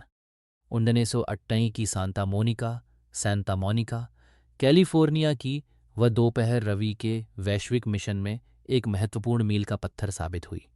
माइकल फिशमैन, जो मेडिसन एवेन्यू के एक सफल विज्ञापन कार्यकारी एडवर्टाइजिंग एग्जीक्यूटिव थे, अपनी सफलता के चरम पर होकर भी मानसिक अशांति के भंवर में फंसे थे। वे एक हेल्थ फूड स्टोर में शुगर फ्री कुकीज खरीद रहे थे जब उनकी पहली मुलाकात रविशंकर से हुई। रवि के नज़रिए से देखें तो उन्हें माइकल के भीतर एक अकेला बच्चा दिखा जो कॉरपोरेट जगत की चकाचौंध में कहीं खो गया था। रवि ने बस उनकी आंखों में देखा और पूछा, तुम कैसे हो? वह प्रश्न इतना सरल था, लेकिन उसके पीछे की करुणा इतनी गहरी थी कि माइकल का सारा अहंकार और तर्क एक ही पल में पिघल गया। माइकल फिशमैन बाद में आर्ट ऑफ लिविंग के उत्तर अमेरिकी मिशन के प्रमुख बने। रवि ने उन्हें सिखाया कि नेतृत्व का अर्थ केवल दूसरों को निर्देशित करना नहीं, बल्कि उनके भीतर सेवा की प्रेरणा जगाना है। यह वह दौर था जब आर्ट ऑफ लिविंग केवल एक ध्यान पद्धति नहीं रह गई थी, बल्कि एक पीपल्स मूवमेंट में बदल रही थी, जहां सफल प्रोफेशनल भी अपनी खुशियां साझा करने के लिए स्वयंसेवक बन रहे थे। जर्मनी की वेधशाला और संस्कृत का वह अनसुलझा रहस्य। रविशंकर की वैश्विक यात्रा उन्हें केवल प्रवचन मंचों तक नहीं ले गई, बल्कि वे अकादमिक जगत के साथ भी गहराई से जुड़े। एक बार एक प्रसिद्ध जर्मन विश्वविद्यालय ने उन्हें अपने पुस्तकालय में आमंत्रित किया, जहां सदियों पुराने संस्कृत के पांडुलिपियों मैन्युस्क्रिप्ट्स का विशाल भंडार था। प्रोफेसरों और विद्वानों को उन ग्रंथों के कूट और गूढ़ अर्थ समझने में कठिनाई हो रही थी। रवि जब उस शांत पुस्तकालय में पहुंचे, जहां पुरानी फाइलों और कागजों की महक हवा में तैर रही थी, तो उन्होंने उन ग्रंथों को केवल एक विद्वान की तरह नहीं, बल्कि एक दृष्टा की तरह देखा। उन्होंने उन श्लोकों के वैज्ञानिक आधारों को स्पष्ट किया और बताया कि कैसे प्राचीन ऋषियों ने क्वांटम भौतिकी के सिद्धांतों को हजारों साल पहले ही देख लिया था। उनकी इस क्षमता ने पश्चिमी शिक्षाविदों को विस्मित कर दिया और यह साबित किया कि अध्यात्म और विज्ञान वास्तव में एक ही सत्य के 2 पहलू हैं, एक चेतन और दूसरा पदार्थ। सीमाओं का विलीनीकरण, वसुधैव कुटुंबकम का वास्तविक क्रियान्वयन। 1990 का दशक रवि के लिए अविराम यात्राओं का दशक था। वे प्रतिवर्ष 68 से अधिक दिन यात्रा करने लगे थे, 40 से अधिक देशों का दौरा करते हुए। उन्होंने महसूस किया कि भले ही हर देश की अपनी एक अनूठी संस्कृति और भाषा है, लेकिन सबकी सांसें एक ही लय में चलती हैं और सबके दुख और सुख के स्पंदन समान हैं। उन्होंने संयुक्त राष्ट्र, यूएन और यूरोपीय संसद, यूरोपियन पार्लियामेंट जैसे मंचों पर मानवीय मूल्यों की पुरजोर वकालत की। उनके भाषणों में धार्मिक कट्टरता का कोई स्थान नहीं था। वे केवल उस एकता की बात करते थे जो मानव जाति को जोड़ती है। उनका तर्क बहुत से सीधा और प्रभावी था। जब तक व्यक्ति के मन में तनाव है, तब तक समाज में हिंसा का होना अपरिहार्य है। इसलिए विश्व शांति का मार्ग प्रत्येक व्यक्ति के आंतरिक मौन से होकर गुजरता है। यही वह समय था जब श्री का गौरवपूर्ण नाम उनके साथ जुड़ गया। उनके अनुयायियों और शिष्यों ने उन्हें यह उपाधि उनके प्रति अगाध प्रेम और उनकी विद्वत्ता के कारण प्रदान की। रवि अक्सर अपनी इस नई और भारी भरकम पहचान पर एकांत में मुस्कुराते थे। उन्हें याद आता था पापनाशम का वह छोटा बच्चा जो फुटबॉल को लात मारने से इसलिए मना कर देता था क्योंकि वह किसी को खुद से दूर नहीं धकेलना चाहता था। अब श्री बनकर वे दुनिया भर के तनाव को अपने ज्ञान से दूर धकेल रहे थे और लोगों को उनके अपने आत्म के करीब ला रहे थे। IHV की स्थापना, अध्यात्म से सेवा की ओर। 1997 में रविशंकर ने एक और क्रांतिकारी कदम उठाया। उन्होंने महसूस किया कि केवल ध्यान और व्यक्तिगत शांति व्यक्तिगत स्तर पर तो बहुत अच्छी है, लेकिन वैश्विक सामाजिक परिवर्तन के लिए एक अधिक सुव्यवस्थित और संगठित सेवा तंत्र की आवश्यकता है। इसी विचार की परिणति जिनेवा गीनवा में international association for human values IHHV की स्थापना के रूप में हुई। IHV का विजन था मानवीय मूल्यों को राजनीति, अर्थशास्त्र और सामाजिक जीवन की मुख्य धारा में लाना। रवि चाहते थे कि अध्यात्म हिमालय की एकांत गुफा से निकलकर बाजार की हलचल वाली गलियों और युद्ध के खूनी मैदानों तक पहुंचे, जहां उसकी सबसे ज्यादा जरूरत है। उन्होंने पाइन्स हेज कार्यक्रम, health, hygiene, homes, harmony and human values की नींव रखी, जिसने देखते ही देखते भारत, अफ्रीका और दक्षिण अमेरिका के 70,000 से अधिक गांवों में सामाजिक क्रांति का सूत्रपात कर दिया। रवि के लिए सेवा केवल पुण्य कमाने का साधन नहीं थी, बल्कि यह मन की शुद्धि की एक अनिवार्य प्रक्रिया थी। उन्होंने स्वयंसेवकों को सिखाया कि जब आप दूसरों के आंसू पोंछते हैं तो आपके अपने दुख स्वतः ही विलीन हो जाते हैं। अध्याय का समापन, एक वैश्विक नागरिक का पूर्ण उदय। अध्याय के अंत तक 22वीं सदी अपनी विदाई की ओर थी और 21वीं सदी एक नई आशा लेकर आ रही थी। रविशंकर अब केवल भारत के एक शांत योगी नहीं रह गए थे, वे एक वैश्विक नागरिक और शांति के अंतर्राष्ट्रीय प्रतीक बन चुके थे। उनके आश्रम अब जर्मनी के ब्लैक फॉरेस्ट, बैड एंटोगास्ट की घनी हरियाली से लेकर अमेरिका के ब्लू रिज माउंटेन बोन की ऊंचाइयों तक फैल चुके थे। रवि ने खुले आसमान की ओर देखा और महसूस किया कि दुनिया वास्तव में एक बड़े परिवार की तरह जुड़ रही है। जो लोग कभी एक दूसरे की भाषा नहीं समझते थे, वे अब साथ बैठकर ओम नमः शिवाय का मधुर जाप कर रहे थे और सुदर्शन क्रिया की लय में अपनी अलग अलग पहचानों को विसर्जित कर रहे थे। लेकिन रवि का अंतर्मन जानता था कि यह तो केवल बाहरी विस्तार की एक लहर है। असली परीक्षा और असली मिशन तो अभी शुरू होने वाला था। उन्हें गोलियों की गूंज के बीच शांति का दीप लेकर जाना था। भविष्य उन्हें इराक के बम धमाकों, श्रीलंका के गृहयुद्ध और कोलंबिया के अशांत जंगलों की ओर पुकार रहा था। रवि के चेहरे पर वही चिरस्थायी मुस्कान और गहरी हो गई। उन्होंने महसूस किया कि सूर्य को चमकने के लिए किसी से अनुमति की आवश्यकता नहीं होती, वह तो उसका स्वभाव है। रवि अब पूरी दुनिया के आकाश पर अपनी पूरी आभा के साथ चमकने के लिए तैयार था। अध्याय 7, युद्ध और बुद्ध, शांति की मध्यस्थता। बगदाद की हवा में धूल, झुलसा देने वाली गर्मी और बारूद की एक अदृश्य लेकिन तीखी गंध घुली हुई थी। 2007 की वह दोपहर रविशंकर के लिए किसी भीषण अग्नि परीक्षा से कम नहीं थी। उनके सामने वह शहर था जिसे कभी सभ्यता का पालना कहा जाता था, लेकिन जो अब बम धमाकों की गूंज और एम्बुलेंस के सायरन से कराह रहा था। जब वे इराक के प्रधानमंत्री नूरी अल मालिकी के विशेष निमंत्रण पर बगदाद की धरती पर उतरे, तो उनके चारों ओर सुरक्षा कर्मियों का एक ऐसा भारी घेरा था जो उन्हें रेड जोन की विभीषिका में ले जाने के लिए तैयार था। रवि के लिए यह अनुभव बिल्कुल वैसा ही था जैसा उन्होंने वर्षों पहले पापनाशम की गलियों में सोचा था। संसार को केवल उपदेशों की नहीं, बल्कि एक ऐसे रूहानी मरहम की ज़रूरत है जो नफ़रत की आग को ठंडा कर सके। डीप थर्ड पर्सन के नज़रिए से देखें तो रवि के मन में उस क्षण मौत का कोई भय नहीं था। वह AK-47 राइफलों और सैन्य टैंकों के बीच भी शांति के उस सूक्ष्म स्पंदन को ढूंढने की कोशिश कर रहे थे जो उनके दर्शन के अनुसार हर मानव हृदय के केंद्र में चेतना के रूप में मौजूद होता है। उन्होंने इराक के सर्वोच्च नेताओं से मुलाकात की, लेकिन उनका वास्तविक गंतव्य वे शरणार्थी शिविर थे जहां युद्ध ने मासूमियत का गला घोंट दिया था। इराक, बारूद के बीच मौन का मनोवैज्ञानिक अस्त्र। इराक की अपनी लगातार यात्राओं 2008 और फिर संकट के समय 2014 के दौरान रवि ने एक कड़वी सच्चाई महसूस की।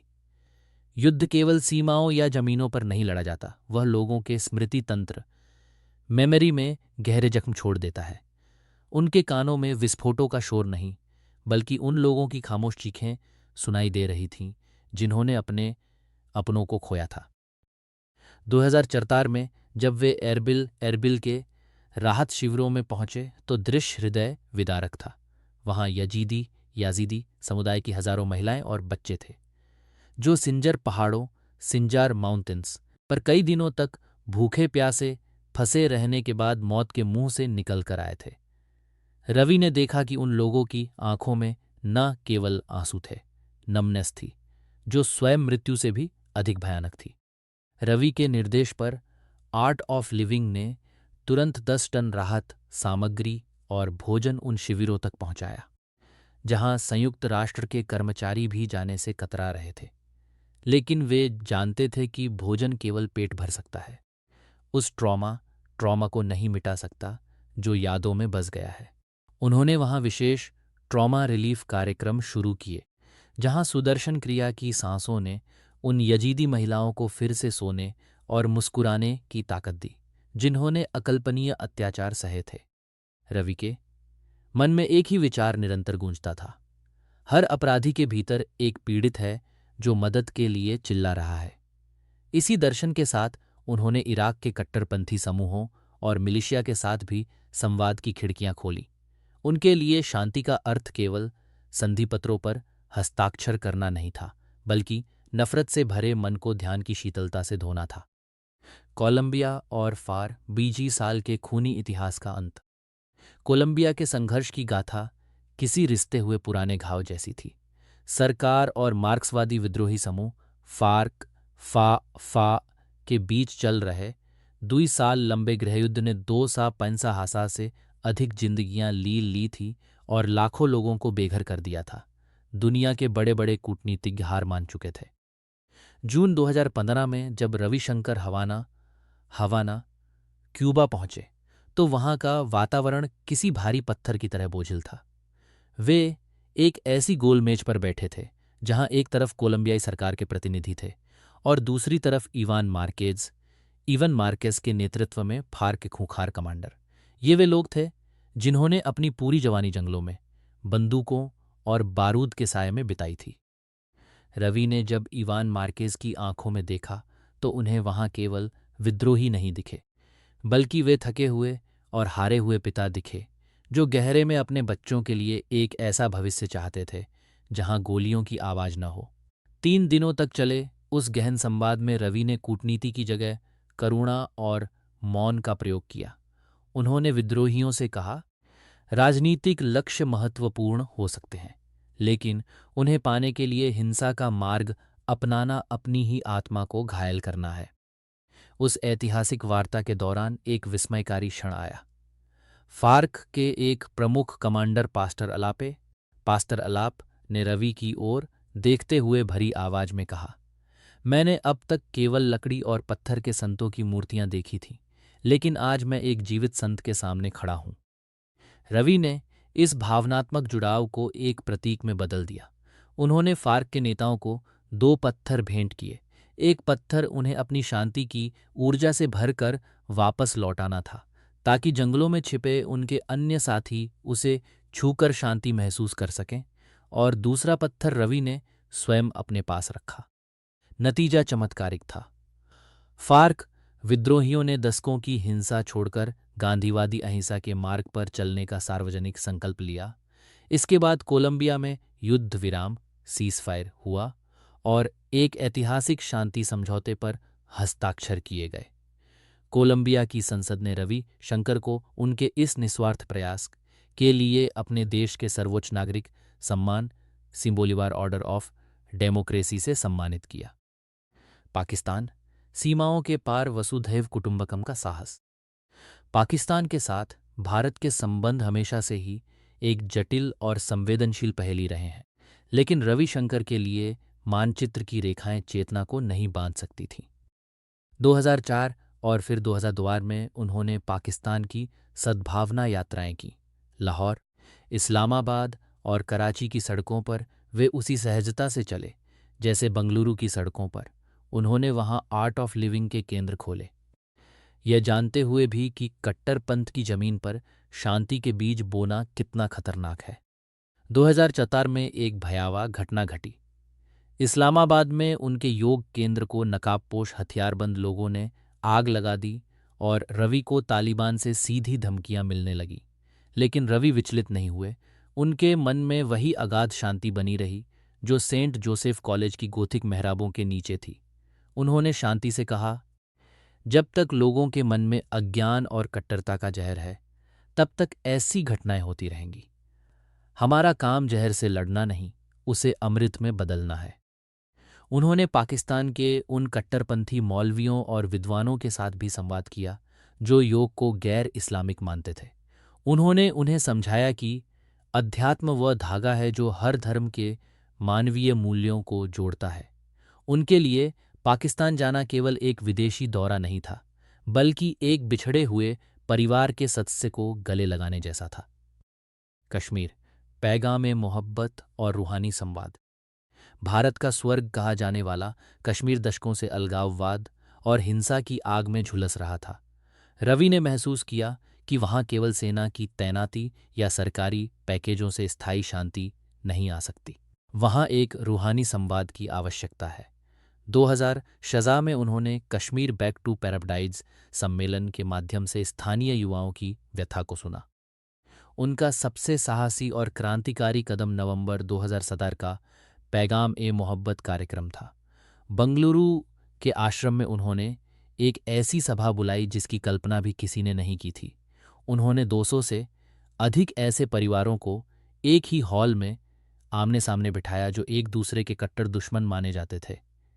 एक तरफ वे परिवार थे जिनके बेटे सीमा पर या आतंकवादी मुठभेड़ों में शहीद हुए थे, और दूसरी तरफ वे कश्मीरी परिवार थे जिनके बेटे मिलिटेंसी आतंकवाद के रास्ते पर चलकर मुठभेड़ों में मारे गए थे। उस हॉल में एक ऐसा सन्नाटा था जिसे शब्दों में बयान करना असंभव है। वातावरण तनाव और पीड़ा से भरा था। रवि उन लोगों के बीच जाकर बैठे। उन्होंने कोई लंबा भाषण नहीं दिया। उन्होंने बस उनकी सिसकियों को सुना और उनकी आंखों के आंसू देखे। जब एक शहीद सैनिक की माँ और एक मारे गए विद्रोही की माँ ने एक दूसरे को गले लगाकर रोया, तो रवि ने महसूस किया कि वसुधैव कुटुंबकम का विजन किताबी नहीं है, वह एक जीवंत हकीकत है। उस दिन कश्मीर के जख्मों पर पहली बार करुणा का मरहम लगा था। शांति दूत का आंतरिक दर्शन, मैं कौन हूँ? इस पूरे वैश्विक सफर के बीच रवि अक्सर एकांत में बैठकर उन लाखों चेहरों के बारे में सोचते जो संघर्ष क्षेत्रों में उनकी प्रतीक्षा कर रहे थे। लोग उन्हें शांति का अंतर्राष्ट्रीय मसीहा कहने लगे थे, लेकिन उनके भीतर अभी भी वही पापनाशम का बच्चा था जो फुटबॉल को इसलिए लात नहीं मार पाता था क्योंकि वह किसी को धकेल नहीं सकता था। उनका प्रबंधन और कूटनीति का तरीका पारंपरिक डिप्लोमेसी से बिल्कुल अलग था। वे पीछे रहकर नेतृत्व, लीडिंग फ्रॉम द बैक करने के दर्शन में विश्वास रखते थे। उनका मानना था कि सत्य रैखिक नहीं बल्कि गोलाकार स्फेरिकल होता है, इसलिए विरोधाभासों का होना स्वाभाविक है। जब आलोचक उनके इन मिशनों पर सवाल उठाते, उन्हें विवादास्पद बताते या उनके इरादों पर शक करते, तो रवि बस अपनी उस चिरपरिचित मुस्कान के साथ मौन रह जाते। उन्होंने अपनी माँ विशालाक्षी से सीखा था कि धैर्य ही अध्यात्म की सबसे बड़ी कसौटी है। उन्होंने पंडित सुधाकर चतुर्वेदी से सीखा था कि विपरीत परिस्थितियों में भी स्थित प्रज्ञ इक्वानिमोस बने रहना ही वास्तविक योग है। अध्याय का समापन एक बड़े संकल्प की ओर। अध्याय के अंत तक रविशंकर ने यह अकाट्य रूप से साबित कर दिया था कि एक निहत्था योगी, जिसके पास केवल अपनी सांसों की लय और करुणा की शक्ति है, उन बड़ी से बड़ी वैश्विक समस्याओं को सुलझा सकता है, जहां दुनिया के सबसे शक्तिशाली राष्ट्र और उनकी सेनाएं विफल हो जाती हैं। कोलंबिया के घने जंगलों से लेकर इराक की रेतीली गलियों तक उनकी सुदर्शन क्रिया और ध्यान ने करोड़ों लोगों के भीतर दबे हुए डर और नफरत को मुक्त कर उन्हें एक नई उम्मीद दी थी। लेकिन रवि के सामने अभी एक और सबसे बड़ी और ऐतिहासिक चुनौती शेष थी, भारत का सदियों पुराना और सबसे संवेदनशील अयोध्या विवाद।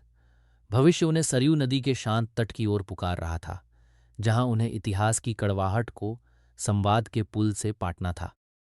रवि ने क्षितिज पर ढलते हुए सूरज की ओर देखा। उन्होंने महसूस किया कि दुनिया वास्तव में एक ही परिवार है, और जब तक इस परिवार का एक भी सदस्य तनाव या हिंसा के साये में है, उनकी यह महायात्रा रुकने वाली नहीं है। उनकी मुस्कान में अब पूरे ब्रह्मांड की करुणा समाहित थी। अध्याय 8 संवाद की शक्ति, अयोध्या और सामाजिक न्याय। अयोध्या की हवा में केवल सरयू की नमी नहीं थी, बल्कि उसमें सदियों के इतिहास का बोझ, अनगिनत प्रार्थनाओं की गूंज और विवादों की एक तीखी कड़वाहट भी घुली हुई थी। उत्तर प्रदेश की वह तपती दोपहर, जब रविशंकर ने पहली बार इस प्राचीन नगरी की मिट्टी पर पैर रखे, तो उनके मन में किसी विजेता का भाव नहीं, बल्कि एक सेवक की विनम्रता थी। उनके सामने भारत का वह सबसे पुराना और संवेदनशील घाव था, जिसने दशकों से देश के सामाजिक ताने बाने को छिन्न भिन्न कर रखा था। रविशंकर के लिए अयोध्या मध्यस्थता केवल एक कानूनी विवाद को सुलझाने का प्रयास नहीं था, यह उनके वसुधैव कुटुंबकम के विजन की सबसे बड़ी अग्नि परीक्षा थी। डीप थर्ड पर्सन के नज़रिए से देखें तो उनके अंतर्मन में एक गहरा मौन व्याप्त था। वे जानते थे कि जहां तर्क विफल हो जाते हैं और कानून की सीमाएं समाप्त हो जाती हैं, वहीं से संवाद और अध्यात्म की यात्रा शुरू होती है। उनके कानों में बार बार वही पुरानी गूंज सुनाई देती थी, हर अपराधी के भीतर एक पीड़ित है और हर विवाद के पीछे एक टूटा हुआ विश्वास। शुरुआती प्रयास 2001-2003 का वह कठिन दौर। अयोध्या के प्रति रविशंकर का लगाव और चिंता नई नहीं थी। यह यात्रा 2001 में ही शुरू हो गई थी, जब देश में सांप्रदायिक तनाव अपने चरम पर था। रवि ने महसूस किया था कि अदालती लड़ाइयाँ जमीन के टुकड़े का फैसला तो कर सकती हैं, लेकिन दिलों के बीच की दूरियों को नहीं मिटा सकती। सितंबर 2001 और मार्च 2002 के बीच उन्होंने गुपचुप तरीके से दोनों समुदायों के प्रमुख हितधारकों के साथ बैठकों का एक सिलसिला शुरू किया।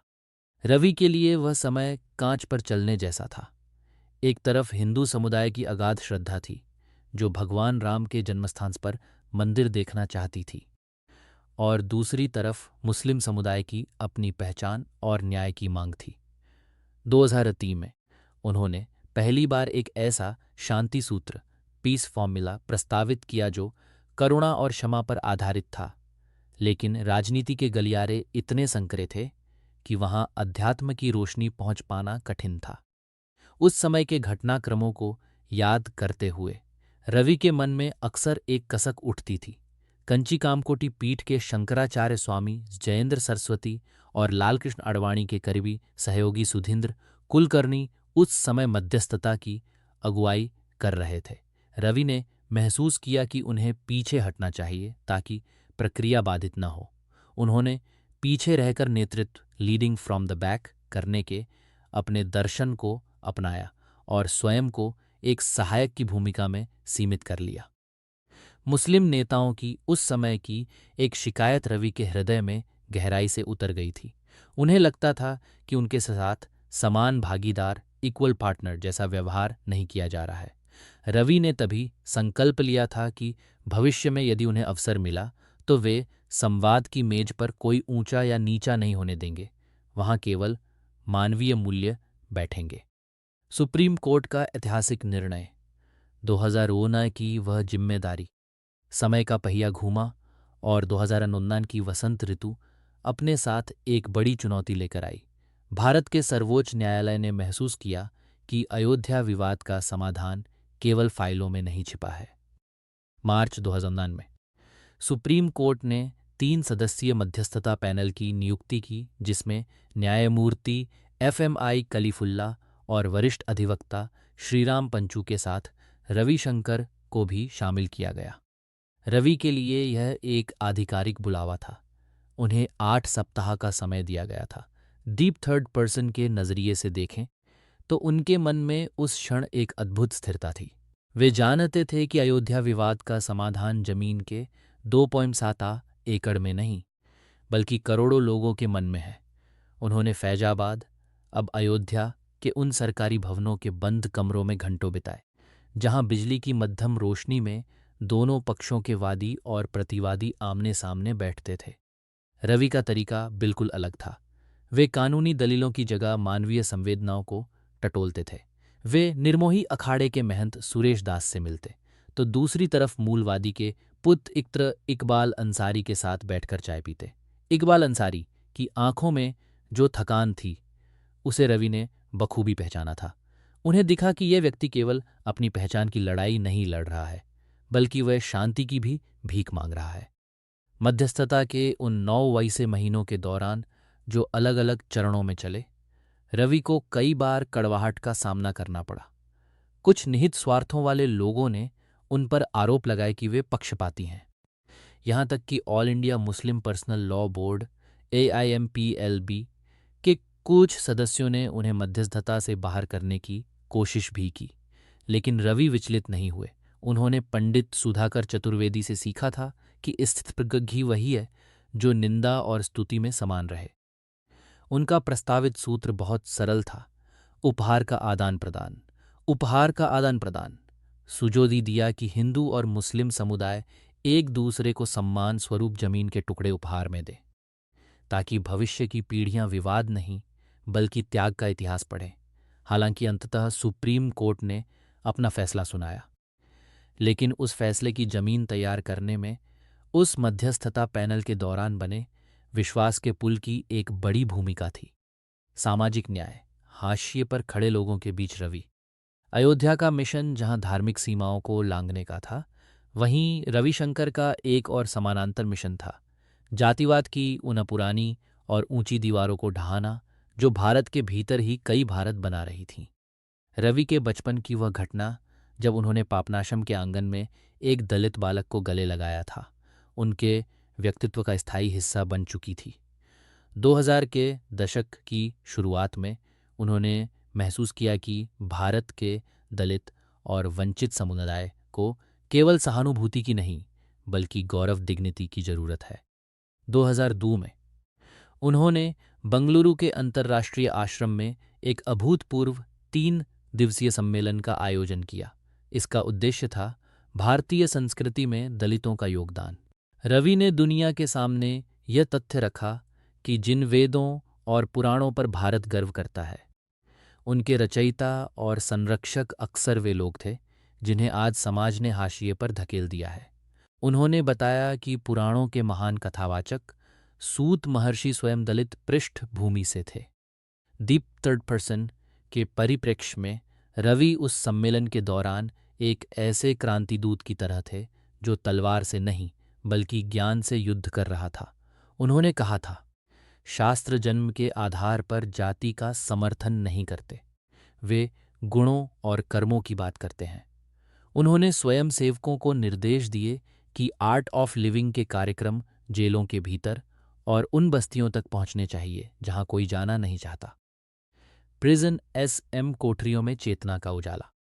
सामाजिक न्याय के प्रति रवि की प्रतिबद्धता का एक जीवंत उदाहरण प्रिजन स्मार्ट, प्रिजन SMAET कार्यक्रम बना। उन्होंने महसूस किया कि न्याय केवल सजा देने में नहीं है, बल्कि अपराधी के भीतर के पीड़ित को मुक्त करने में है। 1902 से शुरू हुआ यह सफ़र दुनिया भर की जेलों तक फैल गया, तिहाड़ से लेकर अमेरिका की हाई सिक्योरिटी जेलों तक। रवि अक्सर जेलों में स्वयं जाते थे। वे उन सलाखों के पीछे बंद लोगों की आंखों में देखते और उन्हें बताते कि उनका अतीत चाहे जो भी रहा हो, उनकी सांसें अभी भी शुद्ध हैं। एक अपराधी ने एक बार रवि से कहा था, गुरुदेव, मैं जेल में हूं क्योंकि मुझे किसी ने सुदर्शन क्रिया और ध्यान पहले नहीं सिखाया।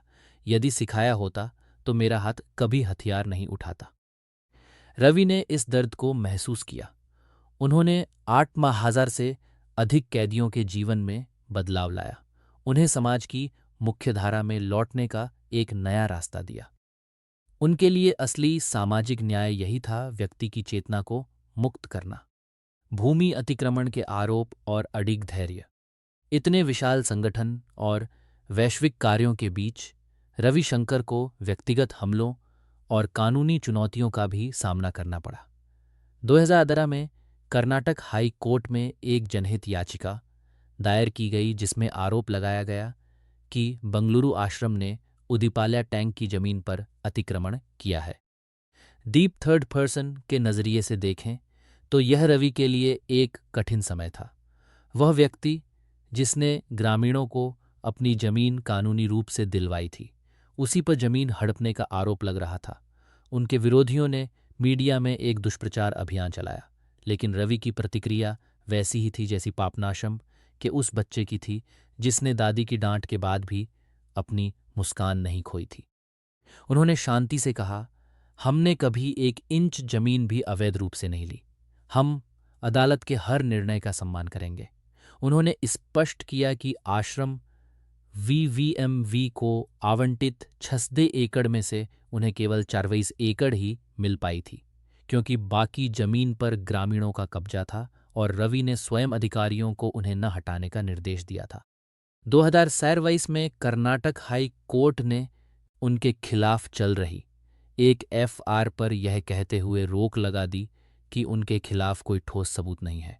रवि के लिए यह जीत केवल एक कानूनी जीत नहीं थी, बल्कि उनकी सत्य के प्रति अडिग निष्ठा का प्रमाण थी। उन्होंने सिखाया कि न्याय के मार्ग पर चलने वाले को कभी-कभी अन्याय का जहर भी पीना पड़ता है। संवाद की शक्ति का वैश्विक दर्शन।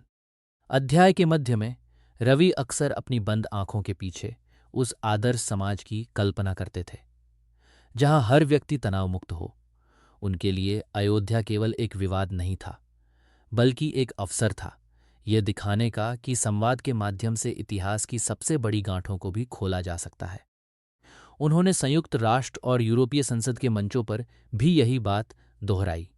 शांति कोई बाहरी वस्तु नहीं है जिसे थोपा जा सके, यह एक आंतरिक अवस्था है जिसे साझा करना पड़ता है। उनकी कूटनीति में ईगो के लिए कोई स्थान नहीं था। वे अक्सर कहते थे कि एक नेता को शून्य नोबडी बनना पड़ता है ताकि वे सबके साथ एवरीबडी हो सके। जब 2000 में अयोध्या का फैसला आया तो रवि ने न केवल मंदिर के निर्माण का स्वागत किया, बल्कि मुस्लिम भाइयों के लिए आवंटित 5 एकड़ जमीन पर एक शानदार मस्जिद और सामाजिक केंद्र बनाने के लिए भी अपना समर्थन दिया। उनकी नज़र में राम केवल हिंदुओं के नहीं थे, वे मर्यादा पुरुषोत्तम थे, मर्यादा और न्याय के वैश्विक प्रतीक। अध्याय का समापन, सरयू का शांत प्रवाह। अध्याय के अंत तक रविशंकर ने यह साबित कर दिया था कि एक योगी का कार्य केवल हिमालय की कंदराओं में समाप्त नहीं होता। उसका वास्तविक कार्य तो समाज की उन कंदराओं में है जहां नफरत, अज्ञान और अन्याय का अंधेरा छाया हुआ है। अयोध्या की सरयू नदी का पानी आज भी वैसे ही बह रहा है जैसे सदियों पहले बहता था। रवि ने महसूस किया कि विवादों की लहरें आती हैं और चली जाती हैं, लेकिन न्याय और संवाद का प्रवाह शाश्वत है। उन्होंने अपनी आंखों में वही चमक बनाए रखी जो सेंट जोसेफ की उन गोथिक मेहराबों के नीचे थी। भविष्य उन्हें अब एक और विराट उत्सव की ओर ले जा रहा था, विश्व सांस्कृतिक महोत्सव, वर्ल्ड कल्चर फेस्टिवल। उन्हें पूरी दुनिया को एक ही मंच पर लाना था ताकि यह साबित हो सके कि विविधता विवाद का कारण नहीं, बल्कि उत्सव का आधार है। रवि ने क्षितिज की ओर देखा, सूरज की पहली किरण ने सरयू के पानी को छुआ।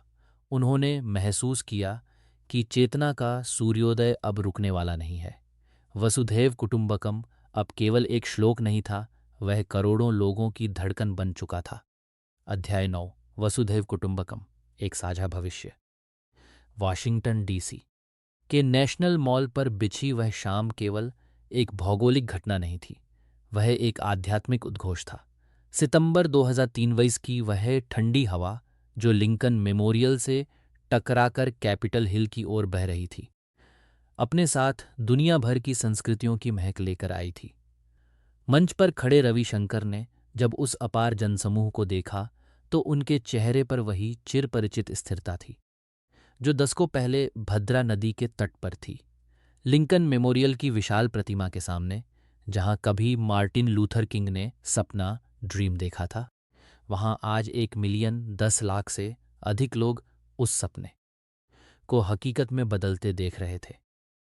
डीप थर्ड पर्सन के नज़रिए से देखें तो रवि के मन में उस क्षण एक अद्भुत वृत्त सर्कल पूरा हो रहा था। पापनाशम का वह बालक जिसे कभी लोग झूठा कहते थे, जब वह कहता था कि पूरी दुनिया में लोग मेरा इंतजार कर रहे हैं, आज उसी दुनिया को एक सूत्र में बंधे देख रहा था। अब तो देशों के झंडे एक साथ लहरा रहे थे और सुदर्शन क्रिया की एक ही लय ने उन हजारों पहचानों को एक वैश्विक नागरिकता में विसर्जित कर दिया था। उनके कानों में अब आलोचनाओं का शोर नहीं, बल्कि लाखों लोगों के एक साथ मौन होने की गूंज थी। विश्व सांस्कृतिक महोत्सव, उत्सव और संकल्प की अग्नि परीक्षा। रविशंकर के लिए उत्सव कभी भी केवल नाच गाने का माध्यम नहीं रहा, यह उनके लिए मानवीय चेतना की वह पराकाष्ठा थी जहां विविधता विवाद का नहीं बल्कि आनंद का कारण बनती है। इस यात्रा का सबसे भव्य और चुनौतीपूर्ण पड़ाव 2017 की वह दिल्ली की शाम थी। यमुना के विशाल तट पर आयोजित विश्व सांस्कृतिक महोत्सव WCF ने मानवीय इतिहास के पन्नों में एक नया अध्याय लिख दिया था। 5 मिलियन लोग, यानी 5 लाख से अधिक आत्माएं एक ही दिशा में देख रही थीं। मंच इतना विशाल था कि वह 7 एकड़ भूमि में फैला हुआ था, जिस पर एक साथ 27,000 कलाकार प्रदर्शन कर रहे थे। लेकिन उस दिन रवि की असली परीक्षा कला नहीं, बल्कि प्रकृति और धैर्य की थी। कार्यक्रम शुरू होने से कुछ ही घंटे पहले मूसलाधार बारिश शुरू हो गई। मैदान कीचड़ के दलदल में बदल गया और चारों ओर घबराहट फैल गई। सुरक्षा अधिकारी और स्वयंसेवक रवि के पास आए। उनकी आंखों में चिंता थी। रवि उस समय मंच के पीछे एक छोटी सी प्लास्टिक की कुर्सी पर शांत बैठे थे। उनके चारों ओर कोलाहल था, लेकिन उनके भीतर वही सन्नाटा था जो सीलिसबर्ग के आश्रम में उन्होंने वर्षों पहले महसूस किया था। उन्होंने बस मुस्कुराते हुए कहा, प्रकृति हमारा परीक्षण ले रही है, हम सफल होंगे। जैसे ही वे मंच पर पहुंचे और 1000 से अधिक वैदिक पंडितों ने शांति पाठ शुरू किया, बारिश मध्यम पड़ गई। 8000 से अधिक संगीतकारों ने जब अपनी सिम्फनी छेड़ी तो यमुना की लहरें भी मानो उस शांति की गूंज में विलीन हो गई। उस दिन रवि ने दुनिया को सिखाया कि जब संकल्प शुद्ध हो तो आपदाएं भी आशीर्वाद में बदल जाती हैं। सेवा की विराट विरासत, नदियों का पुनरुद्धार और धरती की हरियाली। अध्याय के मध्य में रवि का विजन अब आश्रमों की दीवारों से निकलकर पर्यावरण के उन संकटों तक पहुंच गया था जिन्होंने भारत की आत्मा को घायल कर रखा था। उनके लिए वसुधैव कुटुंबकम का अर्थ केवल मनुष्यों का परिवार नहीं, बल्कि समस्त प्रकृति थी। 2003 में जब बंगलुरु और महाराष्ट्र के कई हिस्से सूखे की मार झेल रहे थे, रवि ने रिवर रिजुवेनेशन की एक ऐसी लहर शुरू की जिसकी मिसाल आधुनिक युग में मिलना कठिन है। उन्होंने सेवानिवृत्त वैज्ञानिकों और भूविज्ञानी डोकटोका, लिंगराजू येले जैसे विशेषज्ञों को साथ लिया। डीप थर्ड पर्सन के परिप्रेक्ष्य में रवि उस समय एक ऐसे सेनापति की तरह थे जो हथियारों से नहीं बल्कि जल और मिट्टी से युद्ध लड़ रहा था। उन्होंने उपग्रहों, सैटेलाइट्स और भूस्थानिक तकनीक का उपयोग कर लुप्त हो चुकी नदियों के जल ग्रहण क्षेत्रों को खोजा। सक्सेस की कहानियां किसी चमत्कार से कम नहीं थीं। तमिलनाडु की नागंदी जो 20 साल से सूख चुकी थी, उसे 20,000 ग्रामीण महिलाओं के श्रम और आर्ट ऑफ लिविंग के मार्गदर्शन ने फिर से जीवित कर दिया। प्रधानमंत्री नरेंद्र मोदी ने मन की बात में उन 4 से 1000 महिलाओं की सराहना की जिन्होंने अंततः इस आंदोलन को आगे बढ़ाया। महाराष्ट्र की मंजरा नदी, जो लातूर जैसे सूखाग्रस्त क्षेत्रों की जीवन रेखा थी, उसे पुनर्जीवित कर रवि ने उस क्षेत्र को टैंकर मुक्त बना दिया। आज 7 से अधिक नदियां और उनकी सहायक धाराएं फिर से कलकल कर बह रही हैं, जिससे 3.45 करोड़ लोग लाभान्वित हो रहे हैं। पर्यावरण के प्रति उनका प्रेम केवल पानी तक सीमित नहीं था। मिशन ग्रीन अर्थ के माध्यम से उन्होंने 100 मिलियन 10 करोड़ पेड़ लगाने का वैश्विक संकल्प लिया। रवि अक्सर कहते थे, हर व्यक्ति औसतन 60 पेड़ों की ऑक्सीजन लेता है, इसलिए हमारा कर्तव्य है कि हम कम से कम उतने पेड़ वापस प्रकृति को दें। प्रिजन स्मार्ट, सलाखों के पीछे चेतना का उदय। रविशंकर के सामाजिक न्याय का सबसे गहरा पहलू जेलों के भीतर दिखता था। 1992 से शुरू हुआ प्रिजन स्मार्ट प्राइसन SMART कार्यक्रम आज 5 से अधिक देशों की जेलों में एक अनिवार्य सुधार प्रक्रिया बन चुका है। उन्होंने महसूस किया कि न्याय केवल सजा देने में नहीं है, बल्कि व्यक्ति के भीतर के पीड़ित को मुक्त करने में है। रवि अक्सर जेलों में स्वयं जाते थे। वे उन कैदियों की आंखों में देखते जिन्हें समाज खूंखार कहता था, लेकिन रवि को वहां केवल एक घायल बच्चा दिखता था। सुनील और मोहन कुमार जैसे कैदियों के जीवन में जो बदलाव आया, वह इसका जीवंत प्रमाण है। मोहन कुमार, जो दुआ साल के तनाव में था, सुदर्शन क्रिया के बाद जेल का प्रधान रसोइया बन गया और 4000 कैदियों के भोजन का प्रबंधन करने लगा। 8,000 से अधिक कैदियों के जीवन को बदलने का यह मिशन रवि के उस दर्शन की पुष्टि करता है कि हर अपराधी के भीतर एक मासूम बच्चा है जो कहीं खो गया है।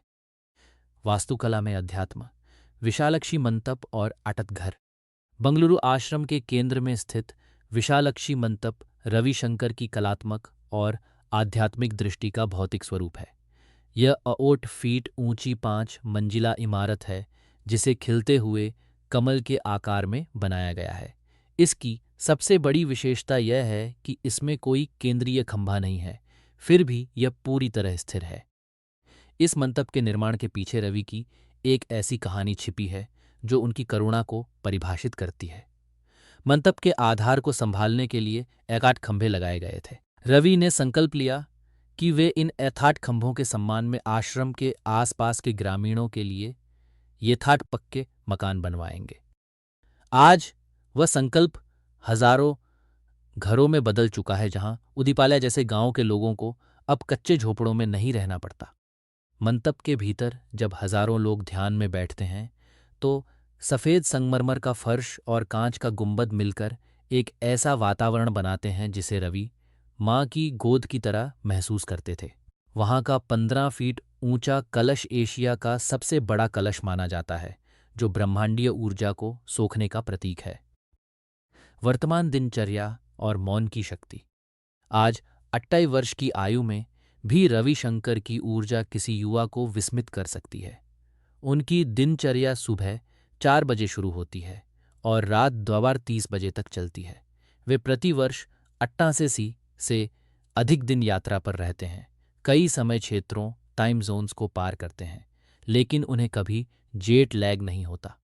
जब कोई उनसे पूछता है, गुरुदेव आप थकते नहीं हैं, तो वे अपनी वही चिरपरिचित सहजता से उत्तर देते हैं, क्या सूरज कभी चमकने से थकता है? क्या नदियां बहने से थकती हैं? मैं वह कर रहा हूं जो मेरा स्वभाव है।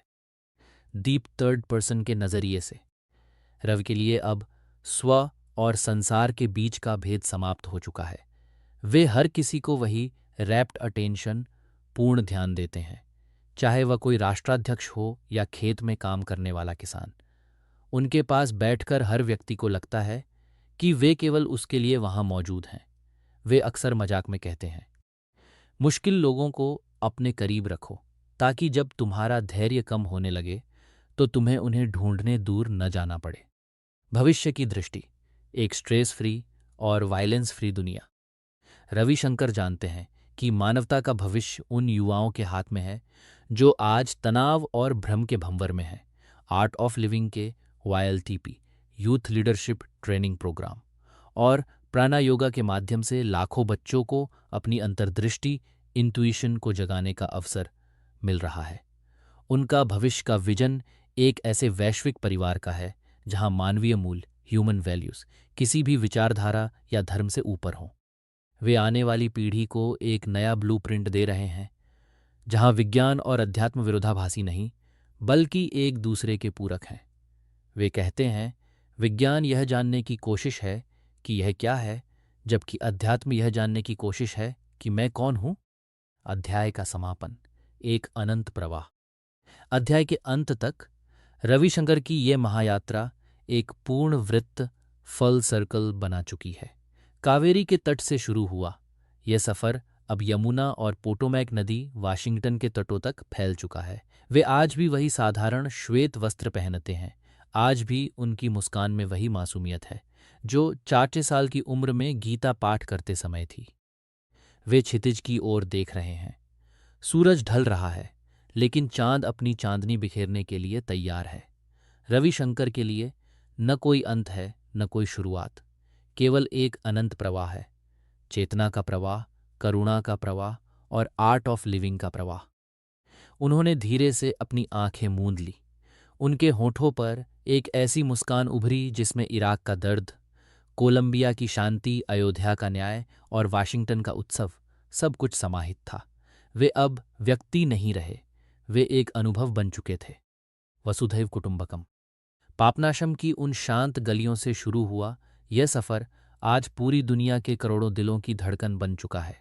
कावेरी के तट से वाशिंगटन के नेशनल मॉल तक रविशंकर की यह महायात्रा हमें याद दिलाती है कि एक शांत मन और एक करुणामयी हृदय दुनिया की सबसे बड़ी शक्ति है। चेतना का सूर्योदय केवल एक व्यक्ति के जीवन की कहानी नहीं है, बल्कि यह हम सबके भीतर छिपी उस असीम शांति और आनंद को खोजने का एक निमंत्रण है।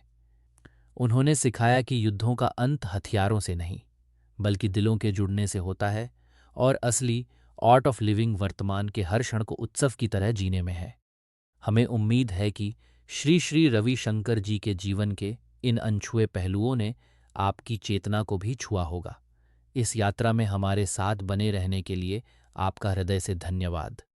अगर आपको यह ऑडियो बुक पसंद आई है तो इसे अपने प्रियजनों के साथ साझा शेयर करें और शांति की इस गूंज को दूर तक पहुंचाने में हमारी मदद करें। अपने विचार कमेंट्स में ज़रूर साझा करें। आपके अनुभव हमारे लिए अनमोल हैं।